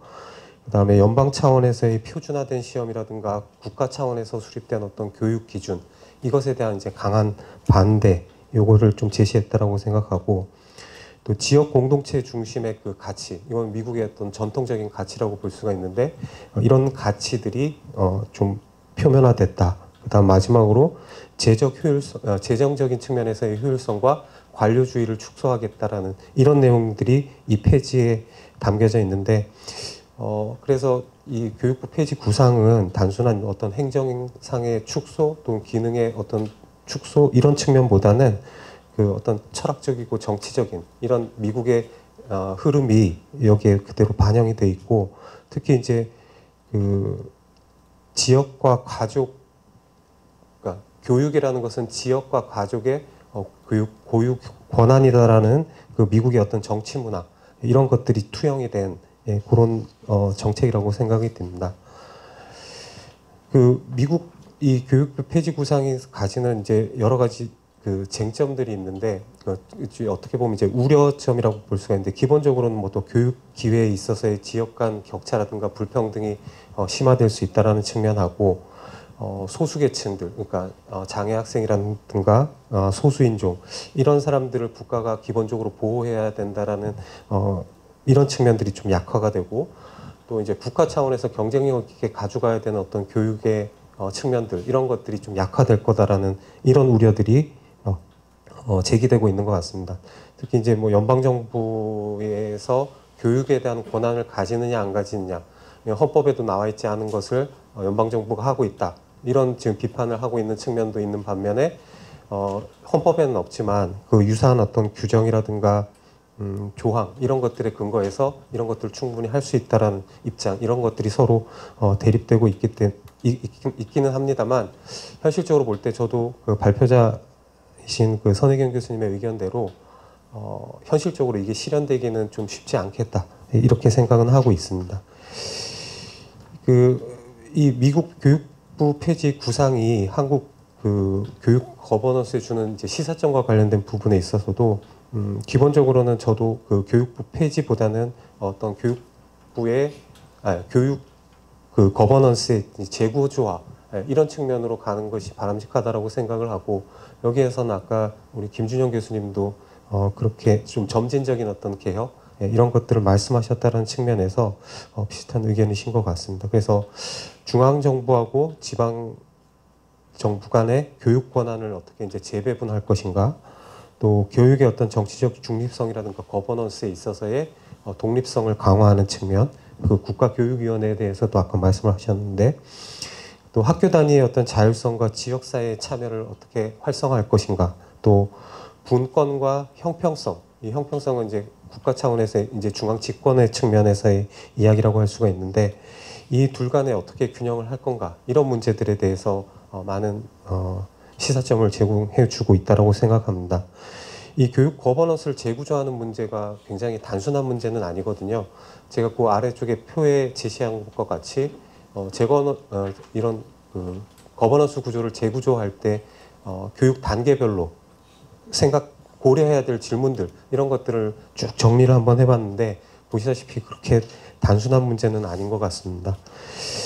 그래서 그 교육부 폐지라든가 국가 거버넌스 재구조화는 이제 단순하게 조직의 해체라든가 축소라든가 이런 문제가 아니라 교육 철학과 교육 시스템 전반을 이제 재설계해야 되는 아주 복합적인 주제고, 이게 또 정책적으로 또 사회적으로 이 합의가 그렇게까지 쉬운 문제는 아니다라는 겁니다. 그래서 아까 모두에 말씀드렸듯이 국가가 그 교육에 대해서 어느 수준까지 개입할 것인가, 교육의 주체는 누구고 교육의 방향은 누가 설정해야 되고, 교육 정책은 이제 학생과 지역 사회의 어떤 삶에 어떠한 영향을 미치고 있는지, 이런 근본적인 질문들로부터 출발을 해야 되고, 그 과정에서 많은 구성원들의 참여를 통해서 민주적으로 재설정하는 이런 과정이 요구된다라고 생각합니다.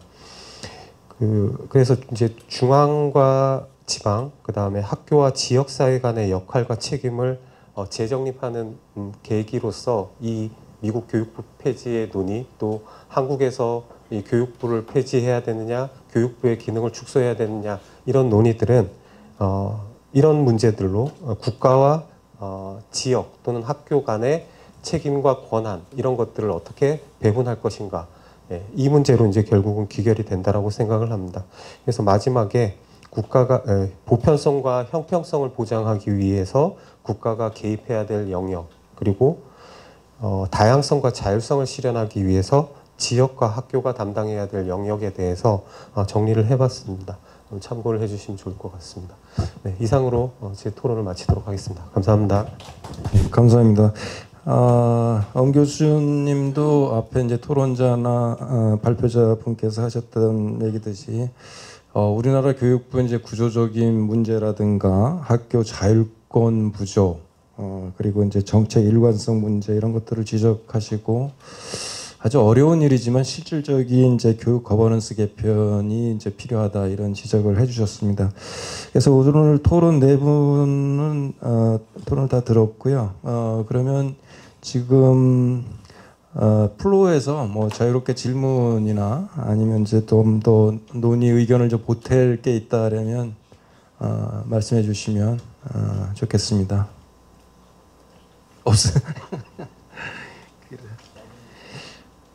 그러면 이제 뭐 마치도록 하죠. 이제 오늘 발표하고 토론을 통해서 이제 단순하게 이제 미국 사례 소개를 넘어서서 우리나라 이제 행정과 교육 거버넌스에 대한 이제 본질적인 질문하고 미래 지향적인 대안이 제시됐다고 생각을 합니다.